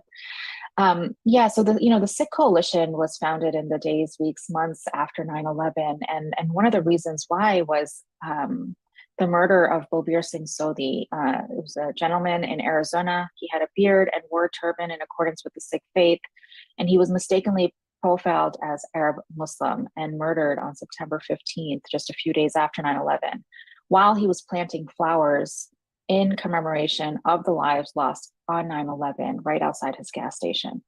The Sikh Coalition was founded because there were a group of volunteers who just realized there was a missing component for our community where we could have a voice and be at the table, whether talking to members of Congress or talking to the administration at the time, right, to make sure that Sikhs were heard and that we were a part of the conversation, because we were very much a part of what was happening in those days, weeks, months after 9/11. One of the most important things that I think I want to say here is we had an option to separate ourselves from the Muslim community, to say we are not like them, we're different, and really use that as our pillar for our campaign. But instead we said none of us, right? Not on any of us. And we really joined forces, locked arms with our Muslim and Arab brothers and sisters, worked with the Jewish community, right, other impacted communities, and created coalitions and worked in coalition. And I think that's the impactful work we were able to do to get a seat at the table that the Sikh community just never had before.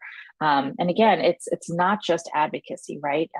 In order to do this effectively, we needed to do it with every pillar. And so that included creating a legal team, right? There was no legal representation, free, nonprofit, social justice, legal representation available for the Sikh community before the Sikh Coalition. The Sikh Coalition started that. We got our first full-time attorney, right? Taking on hate incidents, whether we're talking about hate violence, bullying, employment discrimination. We had a communication shop that we also had to create. How are we making sure Sikhs are included in the media narrative? Right, that our narrative is correct, that we're represented correctly as well. And then advocacy, right, on the state and national level, local level, how are we making sure we are a part of the conversations around legislation that can help, one, track hate crimes accurately for the Sikh community, but also two, what other proactive measures can we be taking to ensure the safety of our community, such as what is now the Nonprofit Security Grant Act that allows gurdwaras, for example, to get security. And then there's the community development side, right? What does the community need? Making sure we're establishing those relationships, as so many folks in previous panels have said, that community aspect is critical, right? We can't talk amongst ourselves without talking to the folks who are impacted every single day on the ground. So including their voices as well. And so with these various aspects and teams, we're able to kind of meld a program and design a blueprint that we're able to use, because unfortunately the hate violence hasn't stopped, right? September 15th was the first one we saw at the aftermath of 9/11, but since then we've had so many, including Oak Creek and example after example. And just in the last few weeks in New York, we've seen several incidents coming out of the Queens area of New York. And so we continue to use that model. But again, the most critical piece of all of that work has been partnership and community, because I think if we can't create that education on why ignorance breeds animosity and why education is such an incredibly important piece to addressing hate, then we're not going to be able to create some of that change. And so part of that effort is working with law enforcement and training law enforcement and providing trainings for law enforcement to then utilize amongst themselves as well about the Sikh faith, about how we do this work, about what the gaps are in for example, again, tracking hate crimes, or in just the community relationship with law enforcement and how we can all do better. So continuing to provide those resources and be partners, both with the DOJ, right, law enforcement, various agencies, whether again, nationally and locally in states, is critically important for us to be able to do the work that we do effectively and make sure we're going from community to advocacy to government and then back down to the community in a circle that really does make sure that their voices are heard. Thank you, Ms. Singh. Really valuable insights and backdrop. I want to turn next to Ms. Aziz. Ms. Aziz, how has your organization, the Leadership Conference on Civil and Human Rights, empowered community and survivor voices? Sure, thank you for the question. And thank you to Attorney General Garland and Assistant Attorney General Clark for hosting this conversation, and of course for all of the work DOJ continues to do to counter hate and hold perpetrators accountable. When the Leadership Conference was founded in 1950, it was founded out of the belief that the fight for civil rights could not be won by one group alone, but needed to be waged in coalition. And that's very much how we approach our work to countering hate. We work in coalition across communities for the common purpose of creating an America where everyone can live free from hate. The Jewish community alone cannot defeat anti-Semitism, nor should they. The LGBTQ plus community alone cannot defeat homophobia and transphobia, nor should they. The Arab American community alone cannot defeat anti-Arab bigotry, nor should they. There is strength in coalition and there is strength in solidarity. And that is why I'm very proud to staff the National Hate Crimes Task Force at the Leadership Conference. Yes, we do policy advocacy. We work to improve hate crime data, enhance the response to hate crimes, but we're also very much grounded in the lived experiences of the different communities represented in our coalition. The task force has long centered survivors and directly impacted communities. And not only do we try to make sure that all of our work is survivor informed, but we try to amplify these stories as much as we can. The more people hear stories of survivors and directly impacted communities, the less hate there will be. It's hard to disregard someone's humanity when you hear these stories. When you hear Officer Bird Grant's story, when you hear about Dennis and Judy Shepard, when you hear Pardeep speak and you hear about Rabbi Meyer's experiences, when you hear about the family of Wadia Al-Fayumi and what they went through, it really forces a question of what kind of country do we want to be? And to create an America where we can all live free from hate, we must center our common humanity over hate. So we work to create that space for survivor stories to be shared and amplified, and we do our best to support them. Survivors and directly impacted communities are at the heart of this work. Their voices have power, and we can't forget that. Thank you, Ms. Aziz. And now a final question for all the panelists, and Ms. Aziz, I'd actually like to stay with you on this. The subtitle for today's event is Connecting Community Voices and Strengthening Law Enforcement Partnerships.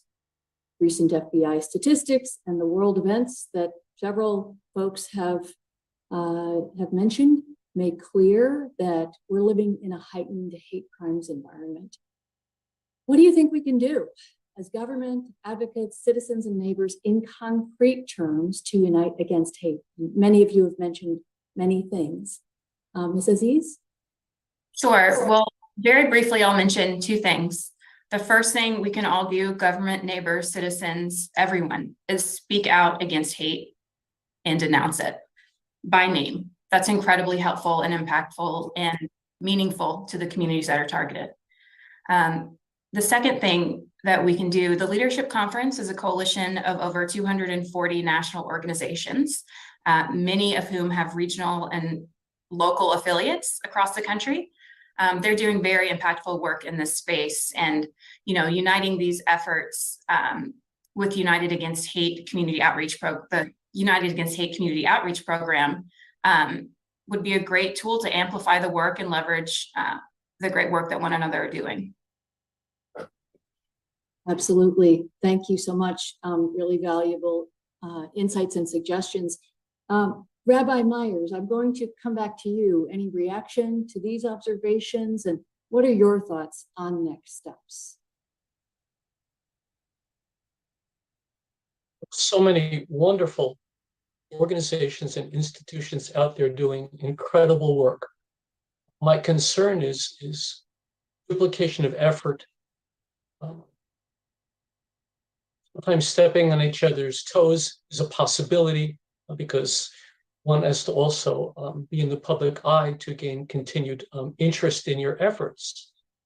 And I'd like to see how can we better leverage all of these wonderful organizations, not under the umbrella of one organization, but somehow there's a better way to find collaboration because I've seen so many efforts to do comparable things by different organizations. And I can only say as a civilian, it can be mind-numbing the number of possible meetings that I'm called to attend, which is, again, duplication. So to me, that's really the critical thing. How can we find ways to all gather together and have an incredible, massive effort as opposed to so many medium-sized efforts? That to me would be a really important thing to consider. And as I suggested to you in a conversation, that could be perhaps that our U.S. attorneys could provide leadership, in a couple of communities to see how can we pull together all the resources in some sort of consortium to identify what are the strengths of each organization and how can we each put a best foot forward collectively. Thank you. These are really innovative suggestions. Great to hear. And I'm going to turn now to U.S. Attorney Olshan. What do you have to say in reaction to what you've heard so far, and perhaps in particular to the suggestion just made? I think there are a couple things that I want to highlight. I think, at least from the federal standpoint, we have to do a better job making sure that the people who are affected in the community know who to call. And I think Rabbi Meyer's point is a good one. We have to figure out a way to be clearer in our messaging, and the federal government has a role to play in that. I think one way that we can assist is sort of in our convening ability at the federal level. A lot of the reporting that happens at the state and local level. And so we can bring state and local partners together to make sure that the appropriate lines of communication are made clear to the community, because not every community is a monolith. Not every victimized community has the same relationship with law enforcement. Even within communities, there can be divisions amongst people in those communities. And so I think making sure that we bring the appropriate people to the table using our ability at the federal level as U.S. attorneys and at the Justice Department is critical. And the last thing I'll say is that I think it is a good thing that there are a lot of community resources. One of the things that was very beneficial in Pittsburgh was just the ability for victims and the communities to have resources available to them that maybe we could not provide through our role as the U.S. Attorney's Office as prosecutors, but making sure that people are aware of those immense resources is also very important. Thank you. Some really important points there as well. Ms. Singh, what thoughts do you have about next steps? What do you think we should do as government, advocates, citizens, neighbors, in concrete terms to unite against hate? Thank you. Well, as several others have noted today, engagement opportunities grow trust, especially if they occur consistently. But trust is also built when law enforcement reports hate crimes to the FBI. And according to the most recent FBI hate crime statistics published last month for 2022, Sikhs still remain the second most targeted group in the nation for religiously motivated hate crime incidents. We are concerned that this is not an accurate count due to the law enforcement underreporting and inconsistent bias classifications by law enforcement agencies. Reporting has been a huge issue for our community, and I'm sure other communities as well. And law enforcement is more likely to report when they have relationships with targeted communities and understand them better. But community trust also necessitates faith in our law enforcement agencies to respond to hate crimes and track hate crimes. I'll say the Sikh Coalition recently celebrated the passage of AB 449 in California, which will require every law enforcement agency across the state to adopt a hate crime policy with detailed specific protocols, instructing officers on how to identify, respond to, and report hate crimes. that is something that is critical across the country to make sure that we don't have these holes in reporting, so that organizations like us can do our job effectively, especially in the advocacy space. And finally, I'll say it's not only important to show up during a crisis and appear in times of crisis, it's also required afterwards, right? That long-term support that can stretch into decades, just building that foundation with communities, making sure they feel heard, and making sure there is that continued communication to effectively think through policies, programs, resources that we can be providing them. So encouraging everyone who's listening in to think about those long-term relationships that we can be building. Thank you so much. What you said echoes what the Shepherds said. Know us before you need us. Exactly. And thanks for flagging that legislation and the law enforcement hate crime reporting deficit. We've known and been working on that issue for a long time. Mr. Kaleka, I'd like to conclude our panel by turning to you. You've done such a beautiful job in sort of providing the frame. I'm hoping you can leave us with some final insights as we conclude our panel. And thank you. Thank you so much again, Sheila. Just, when I think back to the past 12 years that I've been in this work, I think back about, and we started the program talking about some very sobering numbers. And I think that the work that we do is really, and the sobering numbers need to be attached to just the sobering stories of the impact, of the deep impact that communal trauma can have. There's obviously no shortage of Sikhs in America and outside of America that were impacted by what happened. And I think for all of us, it calls on us to say, what is a deeper part of ourselves and what do we stand for? This is about trust building. This is about working across sectors, multi-sector sort of collaborations.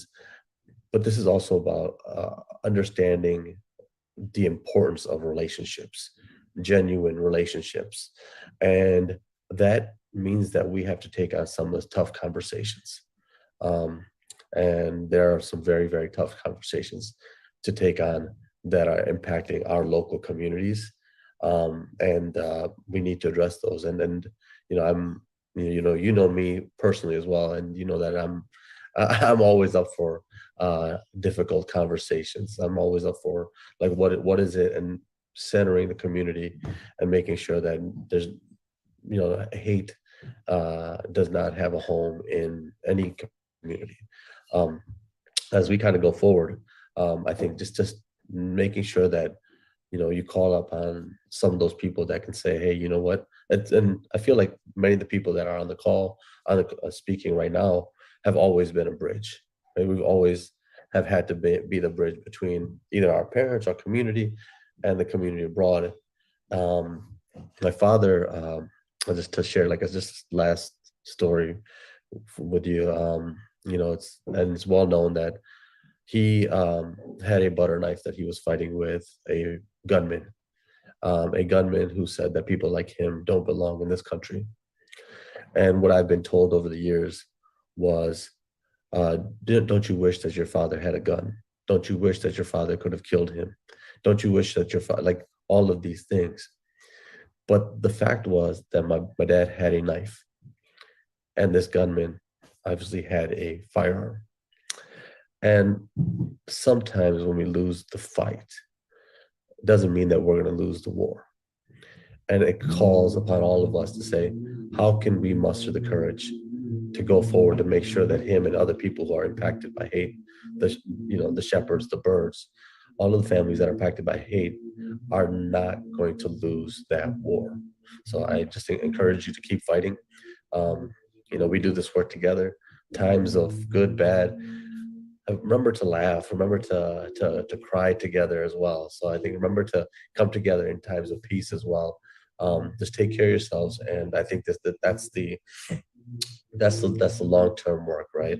And this moral arc will bend towards the good, but we have to have the will to bend it. That was really powerful. Thank you so much, Hardeep, everything said today supports centering survivor stories and uniting in common cause with ongoing hate crimes prevention efforts. So I just want to thank you all so much, our panelists, for this panel. I'm just so grateful for your leadership and your partnership. And we're very excited to see what lies ahead, given the inspiring work that all of you are doing. Thank you. We're going to switch gears now to another presenter. Earlier this week, the Justice Department announced awards to support community-based organizations and civil rights groups to do exactly the kind of hate crimes prevention work discussed during both of today's panels, including coalition building with law enforcement. To tell us more about these awards and other Justice Department resources, I'm going to turn now to Deputy Associate Attorney General Saeed Modi, who serves as the department's Anti-Hate Crimes Resources Coordinator. Saeed? Thank you, Sheila, and thank you to our panelists. Today's event could not have been more timely, and I echo that our coalitions are our strength. I would say that we're in particularly challenging times right now, but it seems like that is always the case. And today's event is a reminder that there are more of us working to combat hate than those working to promote it. And this should give us all hope. But hope must also spur action. As we've heard today, alliances to combat hate are being built in communities across the country.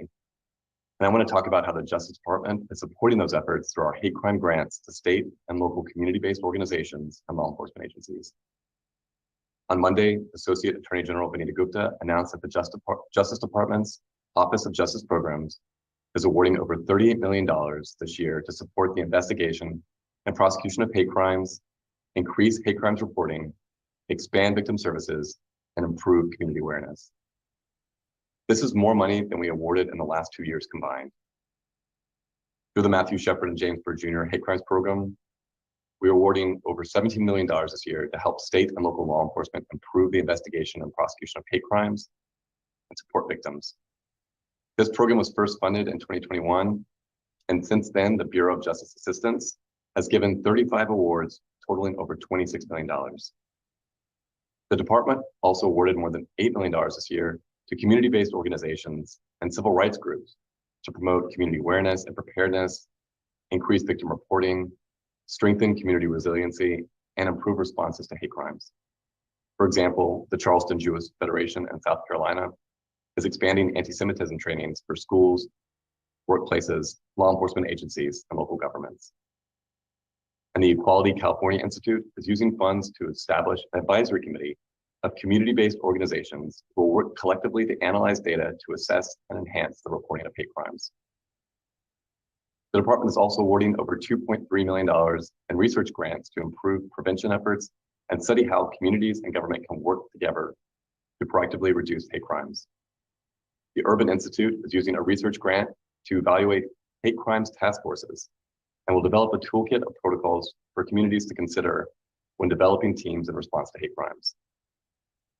And through the Jabara Hire No Hate Act program, which was created by the COVID-19 Hate Crimes Act, we are funding a state-run hate crime hotline in Nevada and supporting law enforcement agencies transitioning from the old crime data collection system to the National Incident-Based Reporting System, NIBRS, to improve hate crime reporting. The department's community relations services also plays a vital role in the department's ability to respond to and prevent hate crimes because of the expanded authority given to CRS by the Shepard-Byrd Hate Crimes Prevention Act. CRS works with communities in conflict to help rebuild relationships and encourage the development of local solutions. CRS has been an important partner in many of the United Against Hate programs across the country, and this past year has facilitated over a dozen Protecting Places of Worship forums to provide interfaith communities with resources and information on securing their places of worship and to help faith leaders build relationships with law enforcement. The Attorney General's May 2021 memo on improving the department's efforts to combat hate crimes and hate incidents called for the revitalization of CRS because of its unique ability to mediate and resolve conflicts and its ability to deepen the department's engagement with communities. The AG's memo also called for the establishment of a department-wide language access coordinator because language access is a key barrier to the reporting of hate crimes and hate incidents. The department's coordinator joined the Office for Access to Justice last year and now chairs the department's Language Access Working Group to help improve and expand on the department's language resources. In August, we released an updated department-wide language access plan to ensure that all individuals, regardless of language used, are able to fully use the Justice Department's programs, activities, and services. These are just a few examples of department-wide efforts to combat and prevent hate crimes. These partnerships and centering community voices are critical in times like these. And I appreciate your time today. Thank you.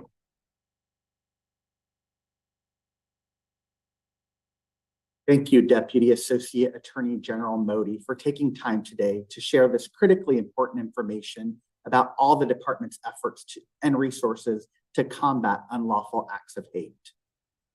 Our final panel for today's virtual forum is a roundtable discussion with a distinguished group of community leaders. Assistant Attorney General Clark will introduce the members of the roundtable and moderate the discussion.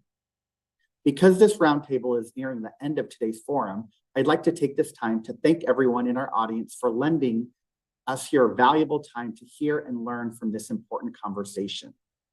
And please remember that our program guide shared with you earlier contains links to the resources and documents referenced today. We'll also share a follow-up email with similar information with all of the attendees. And with that, I will say goodbye and pass the virtual floor back to Assistant Attorney General Clark. Thank you so much, Louis, for all of your help emceeing today's important program.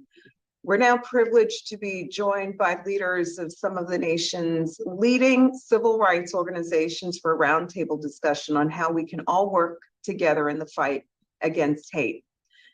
We are joined today by Sheila Katz. She is the CEO of the National Council of Jewish Women, a 130-year-old Jewish feminist civil rights organization with over 210,000 advocates working for the full equity and safety of women, children, and families here in the United States and in Israel.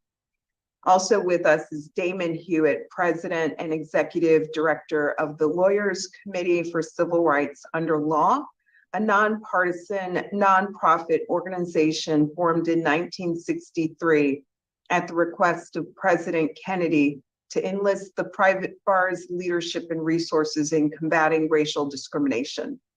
And Maya Berry, Executive Director of the Arab American Institute, a nonprofit, nonpartisan civil rights advocacy organization founded to nurture and encourage direct participation in our political and civic life to mobilize a strong, educated, and empowered Arab American community. Thanks so much to all of you for being here today. Damon, I want to start first with you. Even though the recent FBI statistics show an increase in hate crimes, we know that the numbers don't tell the full picture and don't fully reveal the extent of hate crimes that we face in the country. Underreporting of hate crimes remains a serious problem, and I know that it's an issue that you have taken up. What is the Lawyers Committee doing to increase hate crimes reporting? Well, first, I'd love to thank you, Associate Attorney General Clark, for your leadership, both now at DOJ and also when you worked in civil society and civil rights. You've been a visionary and an amazing partner to so many people and so many organizations on this work. To respond to your question, first, I have to say that there are various reasons why hate crimes are underreported. One is about that lack of authentic connection and trust with law enforcement. Also, there's some challenges with local law enforcement actually reporting up to the FBI. But there's another issue, which is that instinctively, we as humans, as people, when we experience wrong, especially when it's a racialized or ethnic or faith-related wrong, we instinctively know what's wrong. We don't always know the bright line between what's considered a crime and what's not under state and federal law. So that's certainly an impediment. For those reasons, we do think that the connection between community and law enforcement is a bilateral one, but we have focused over a number of years on law enforcement, on training law enforcement officers, local and state, primarily, and even sometimes campus police, on how to be responsive to hate crimes, not just how to see people as fully human, but how to address the harms as if you were standing in their shoes. We work with law enforcement on how to treat people with respect, to support them when they've encountered such a horrible experience. And we think that doing this will over time help increase community trust. I'd like to thank our partners at the Matthew Shepard Foundation, and also more recently partners in recent years at Meta or Facebook for their support and partnership in conducting these trainings. We've also pursued other tracks. We think that it's important to lift up the stories and experiences of people who are survivors when they are willing to do so. And so, as you know well, Associate Attorney General Clark, we've worked closely at the Lawyers Committee with families of those who have been impacted. The family of James Byrd Jr., the family of descendants of Emmett Till, the family of Second Lieutenant Richard W. Collins III, who was a ROTC officer who was murdered by a white supremacist on the campus of the University of Maryland, College Park. It's so important that our relationships with these families, with Susan Bro, mother of Heather Heyer, and so many others, that whenever we lift up their stories, we do so with their permission. We do so as much as possible alongside them. We do so in a way that is reparative and regenerative for them. And then finally, because we are lawyers, we also think it's important to use the legal system to address these challenges. So whether it be the Oath Keepers, the Proud Boys, the Patriot Front, all of whom we sued multiple times, we do think that not only disabling these organizations in courts through litigation, but also discrediting their tactics, their beliefs is also very important. All of this work in sum total gives community members, victims, survivors, and their family members and loved ones a sense that someone is fighting for them, that there is a place you can turn, whether it be law enforcement, whether it be us or other of our partner organizations, that your experiences matter and you are valuable. Yeah, I want to thank you and your colleagues at the Lawyers Committee for centering the voices of victims and survivors and impacted people. It is so critical in the course of doing this work. And thank you for the work that you're doing to push for the importance of having full and complete data. Without that picture and full data, it's difficult to understand where the problems lie. So it's critical that we do everything that we can to push for more reporting of data by law enforcement and to encourage victims and communities to report incidents when and where they occur. Ms. Katz, I would love to turn to you now. In recent months, we've seen a troubling uptick in anti-Semitic hate crimes and hate incidents, and events around the world over the last few weeks are likely to lead to an increase in anti-Semitic incidents here in the US. This state of affairs, unfortunately, is not unfamiliar to many in the Jewish community. And I wondered if you could talk about the work that your organization is doing to respond to the increase in domestic hate crimes and ways in which you all have and are hoping to partner with the Justice Department in doing this work. Yeah, well, thanks again for having me and for being such a great partner, Assistant Attorney General Clark, and Damon and Maya, who I also consider my partners in justice. Listen, it is a scary time to be Jewish in America, full stop. And we know anti-Semitism was already surging on October 6th. And since October 7th, during the massacre in Israel and following war, it's taken far too many lives. We know that hate crimes towards Jews have increased by close to 400%. And as the FBI Director Christopher Wray just warned at the Senate panel yesterday, anti-Semitism in the US is reaching historic levels, and that Jews make up about 2.4% of the US public, but we actually account for 60% of all religious-based hate crimes. And so I can't go anywhere without first expressing my gratitude to you and the Department of Justice and the Department of Homeland Security for your vigilance in combating hate and for all you are doing to work to keep us safe in these troubling times. And obviously we have to be able to say anti-Semitism is a problem, full stop, but we know that hate impacts so many communities. I know we're going to talk about anti-Arab and anti-Muslim hate that's also happening, which is important because we have to fight this hate together. And what I could say before October 7th, that we were navigating as the oldest Jewish feminist organization in this country that also works deeply on issues of reproductive rights is, we worked with you very closely on the FACE Act outside of abortion clinics. It's important to us that everyone have access to their own bodily autonomy. And when you look at like the Venn diagram of people who are white Christian nationalists who want to harm a variety of people, and anti-abortion activists who are choosing violence, it's actually one circle. And so we've been actually spending a lot of our time in the last several years working on navigating white Christian nationalism as an umbrella of a variety of hate that we're seeing for multiple groups. And our work is about partnering with other marginalized religious groups, with other marginalized communities, and working in government to pass hate crimes prevention legislation like the COVID-19 Hate Crimes Act and more, and even the Violence Against Women Act, which we worked on this past year. And we couldn't be more grateful during what feels like awful times to even hold everything that's happening right now for the ongoing partnership and collaboration. And Assistant Attorney General Clark, one of the things I value most in working with you and your department, like Damon was saying about listening to the families, is you convene people who are most impacted and you listen to what the needs are on the ground. And that's how we found so many solutions.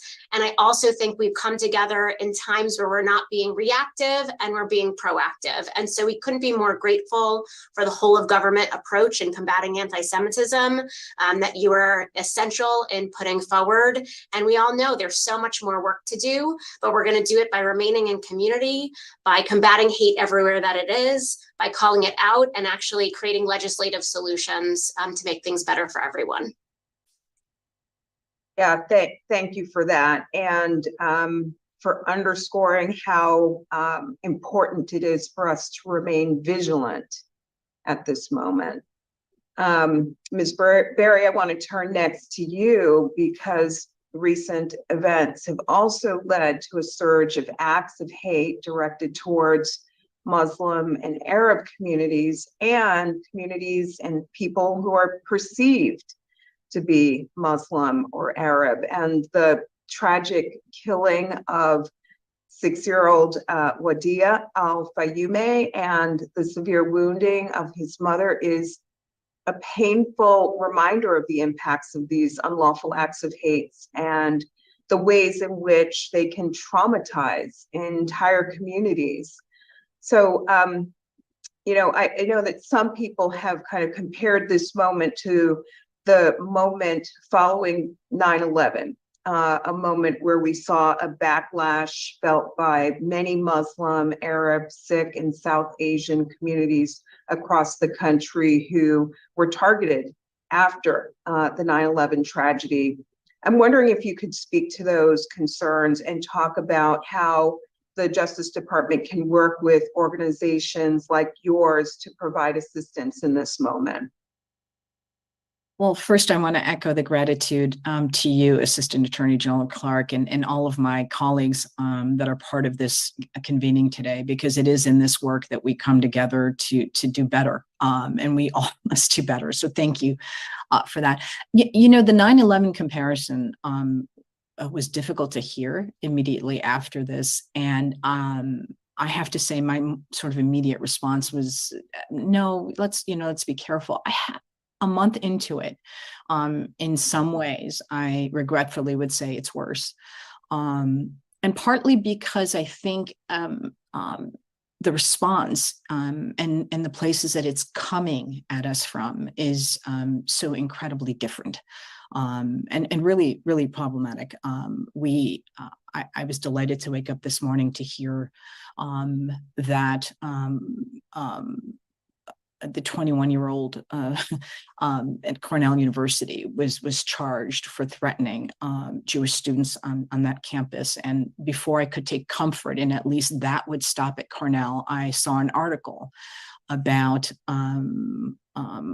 a university here at American University, a Palestinian American IT professional who had a note slipped under his office that said, you might get lucky with a missile, death to all Palestinians. In my hometown of Dearborn, Michigan, which I can never do any of these sessions without mentioning because it's so incredibly important to me. When we trend on Twitter, I'm worried. And we had a gentleman, a 41-year-old man who was charged with threatening specifically our community there, asking, saying if anyone wanted to, posting on social media, if anyone wanted to go to Dearborn and hunt Palestinians. So the threats are real and very alarming, particularly in terms of what's happening on college campuses for our kids right now. It's really been detrimental. I want to share with you something because I think it helps. We put a poll into the field during this, and we got those results back and shared them yesterday. 78% of Arab Americans are concerned about an increase in anti-Arab bigotry, and 67% of them are concerned about an increase in anti-Semitism. They do see this as one that's targeting both communities and one that requires a response from all of us, and a very careful way in which we talk about the data and what is happening in our communities. Related, 59% of my community said they face discrimination. And within that, 74% of kids 18 to 24-year-olds. And within that, 70% of Arab Americans who are also Muslim. So the threat, I'd leave you with the final thing from the poll. 45% of Arab Americans right now said they were worried about their personal safety. This entire conversation we're having is grounded in that, frankly, and that is that we must be able to allow communities to live in safety. I think one of the most important partnerships with this Department of Justice has been the prioritization of combating hate and bias. What we're doing today, what we've done for a long time, what we've done since the passage of the COVID-19 Hate Crimes Act and Jamar Hire, No Hate, it has meant a great deal. And I think it's helped protect people, to be clear. We've talked about the FBI data and we've talked about the massive need to get to a place where it's accurate. And I would suggest that requires mandatory hate crime reporting and really finally tying that to the issue of actual funds, not just accreditation, but to go further. But every year since 2016, we break a new record. Every year we talk about this data increase and increase. With each category, it's a record-breaking year. This is not something that any of us want to see. And the response from the department during times like this has been critical. We've talked about the devastating murder of 6-year-old Wadid in Illinois. We learned of that incident on Sunday. By Sunday night, a very powerful and impactful statement was issued from Attorney General Merrick Garland. That's the kind of responsiveness that helps us when we work with our communities to understand that there is a Department of Justice that cares deeply about these issues. So are there things that we can be doing better? I'm going to just, if you don't mind, quickly highlight a few things. The colleague who spoke about trust cannot be assumed. As a community that has been regretfully sort of positioned at the intersection of civil rights and civil liberties in a very meaningful way, as a community who has a challenging relationship sometimes with law enforcement because we have been securitized in terms of how we are perceived, it's really, really important to understand that that is correct. For us, one of the major issues for underreporting is trust with local law enforcement, trust with law enforcement in general, and the barriers that are there. So the more that we can work to get past that, the better. Community Relations Service plays in a really critical role. CRS has been and needs to be more utilized.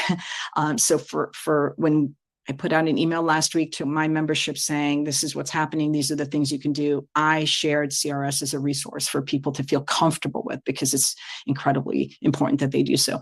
And then I do want to mention one point in terms of the outreach.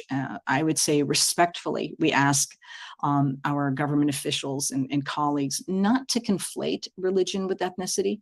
And this is critical to get the outreach part right. It is absolutely important that we talk about Muslim, Jewish outreach and the importance of doing that. But please know that when we do frame that and you're doing your outreach through the U.S. Attorney's offices or local offices across the country, that doesn't encompass outreach to the Arab American community. And it's, while we have some overlap, it's just important to acknowledge that piece of it and to get it right.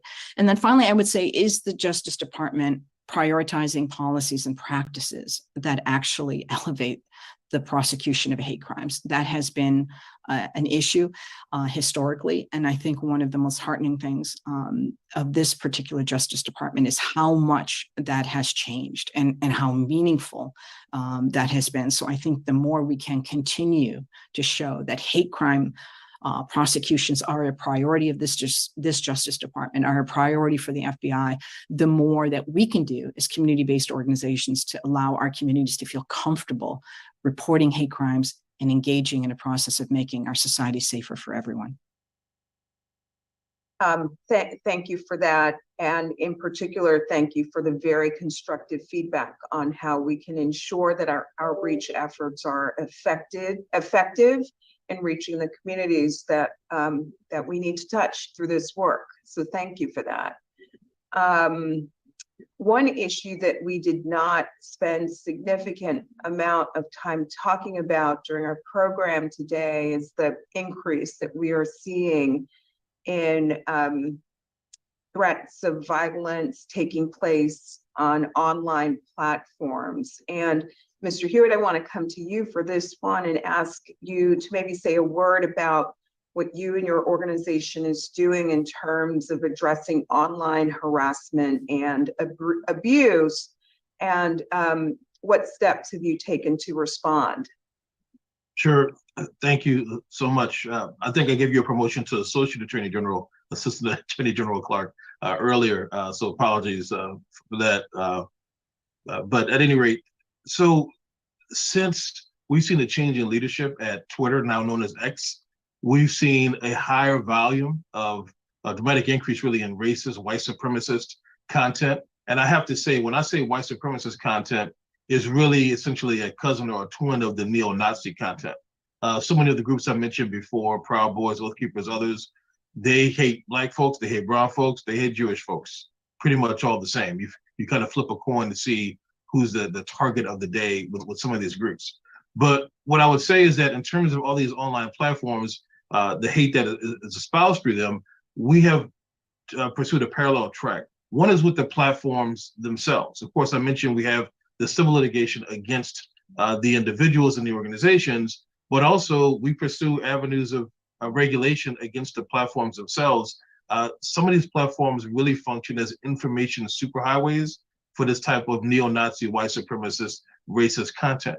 And so to this point, many of the platforms say that they're trying to make inroads. I think some people inside are, but they also cloak themselves in liability, right? And so the courts resolve that it's going to be very difficult to have much more effective litigation, but there will be more litigation. We also appeal to the higher angels among them to really pursue more significant self-regulation. And this is really a volume issue. With respect to a platform like YouTube, for example, they tell us they do a great job with getting pornography because their individual people, their staff, and their algorithms can identify the images, but they have a much harder time if someone uses thinly veiled racist language towards Black people, towards Jewish people, towards others, unless they're actual racial epithets. And so they're almost telling us that they're so big that they have a problem, that they operate in so many countries and so many languages that there's a challenge. And so we are saying that this is not about your business model. We are your business model. These are people businesses. And so to the extent that these exchanges are monetized or that the company is making money, draw a bright line. to the extent that it is actual users, the actual people who are your consumer base and essentially your product, to the extent we're being harmed, that is actually undermining your business. And so we make these appeals to the companies, but we also continue to pursue not only litigation, but regulation as well. This next question I want to direct to both Ms. Katz and Ms. Berry. Ms. Katz, you talked a little bit about some of the intersectionalities that you see in the course of doing this work. And I think that that's an important point, that when we look at hate crimes and hate incidents, we seize on the fact that someone may not have been targeted simply because of their race or solely because of their religion. I referenced one matter that we recently worked on involving the obstruction of justice carried out during an investigation into the murder of a Black transgender woman, just by way of example. I wonder if you both might talk a little bit about some of the intersectionalities that we see in the hate space, and what are some of the lessons and takeaways from that?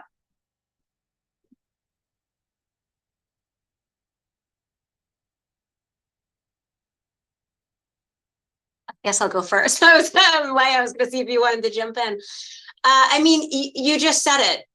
We're all connected. And I think that's something that we need to hold on to,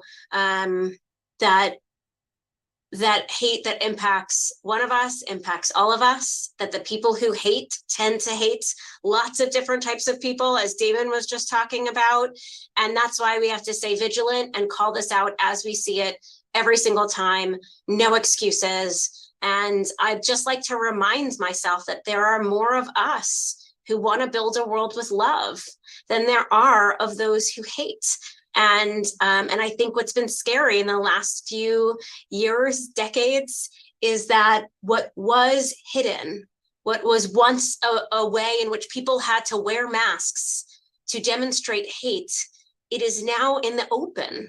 And it's not that it hasn't been there. It's just that people are emboldened and they're empowered to be able to hate publicly. And we don't want that.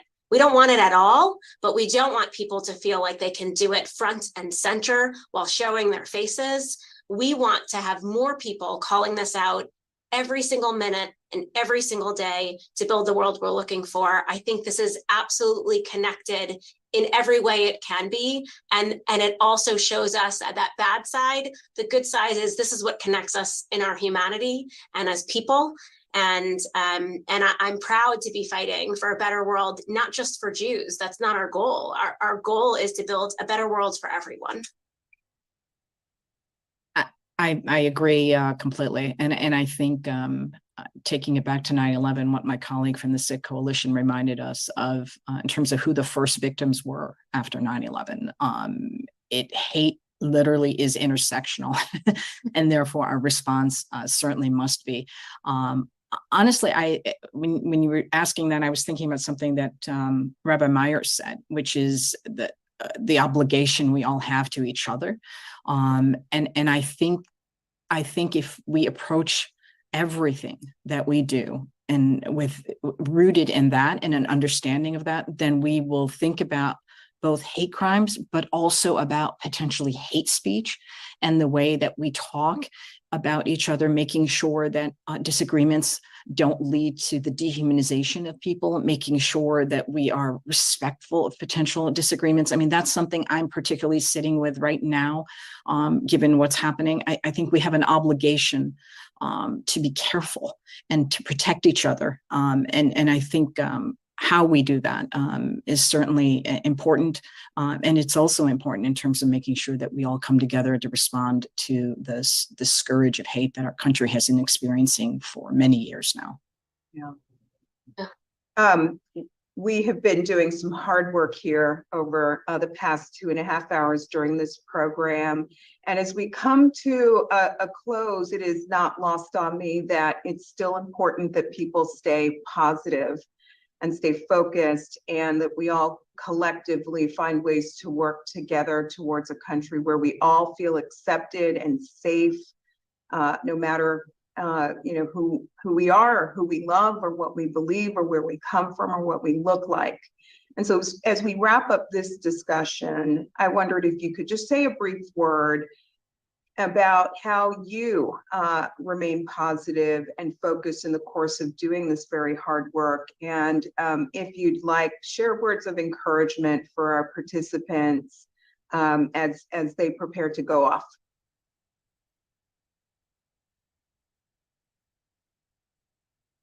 Sure, I will start. Once again, thanks for this opportunity, not just this closing session, but what you've been doing throughout the last few hours. It's so critical and important. I would say, it sounds cliche, but I do believe that our clients and community partners give us strength. At the Lawyers Committee, as you know, we have a practice of honoring clients, not just telling their stories, but actually bestowing awards upon them. Sometimes they don't want it. Sometimes, they're media shy for obvious reasons of fear of retribution. Sometimes we have clients who are does and whose names and identities aren't revealed, but it's really their lived experience and their fortitude, their grace, and frankly, their hope that gives us hope, that gives us reason to fight. You cannot do this work and be depressed all the time because we are, people think we're foolish enough or wild enough or bold enough to think we can make a change together. And so it's an inherently optimistic enterprise that we're involved in, fighting against hate. It's not all depressive. We're optimistic because we envision a world, and I think that vision is through the lens and the eyes of our clients and community partners. To say amen. I'll jump in and build off of that, Damon, and actually say that in Maya's last answer, she was naming something that actually the Talmud actually says, similar to exactly what you were saying, Maya. The Talmud teaches Kol Yisrael Aravim Zeh Bazeh, that we are all responsible for one another. And Jewish tradition emphasizes the importance of honoring everybody's dignity and caring for our communal and social well-being. And that's what I heard on this call today. And as a Jew, I could say that our past and present experiences as Jewish people, as Jews, underscore our obligation to work towards ending all oppression and solidarity with others. And that's really what gives me hope, that we can do this together and we can be in this together. And when it's sad and awful, as Maya and I were talking about just the other day when we were together, we can sit in that sadness together and then fight it together too. I think we've really seen the worst of humanity recently, like the worst of humanity. And the way we fight that is by being the best of humanity together. And I have hope from all of you, from this administration, from the Department of Justice. And I really believe we're going to get there.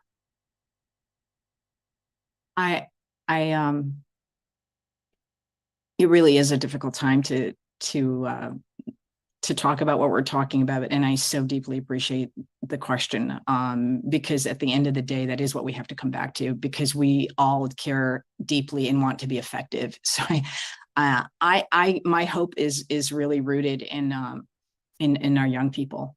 I am every day highly motivated to make sure that I'm working harder, that we are doing better, specifically for protecting our young people and mobilizing on their behalf. I mentioned it already, the situation that we're seeing our kids are experiencing on college campuses right now is devastating and hurtful. And so I think,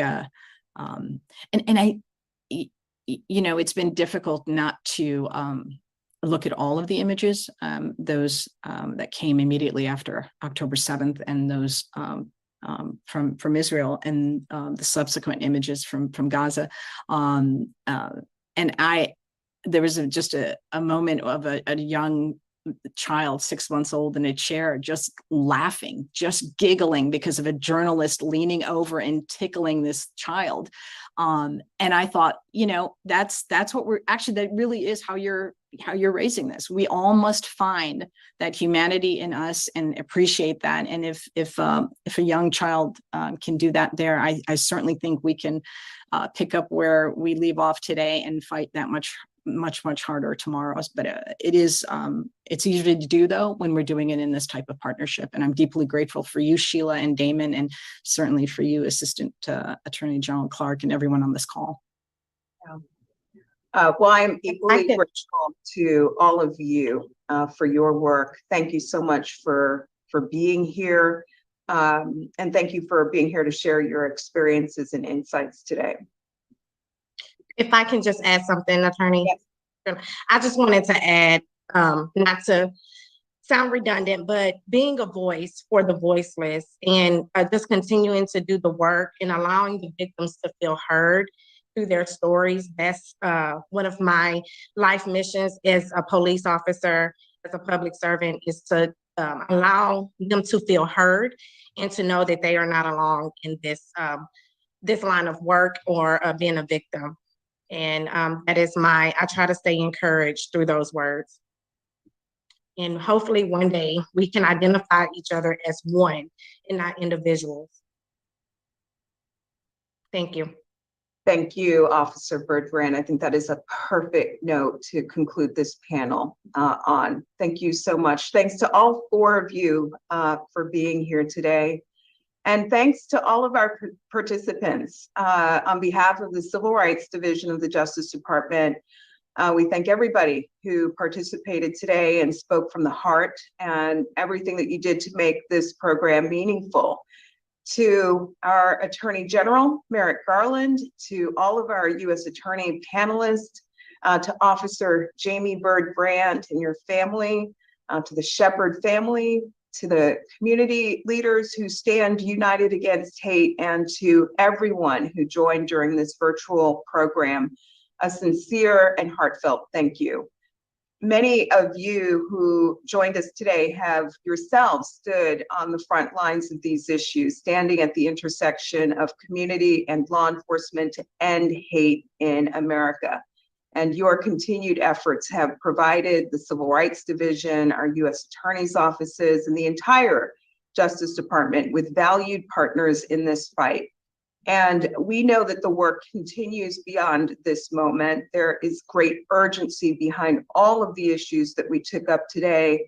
As partners, we should continue to consider every tool that we have available to us to ensure that our communities, our schools, our workplaces, our houses of worship, our stores, our streets are all safe spaces, free from threats and hate-fueled violence. It's my hope that this event has been empowering and that it will fuel our collective efforts to rise above hate and allow all of us to unite against hate. Thank you again for joining us today.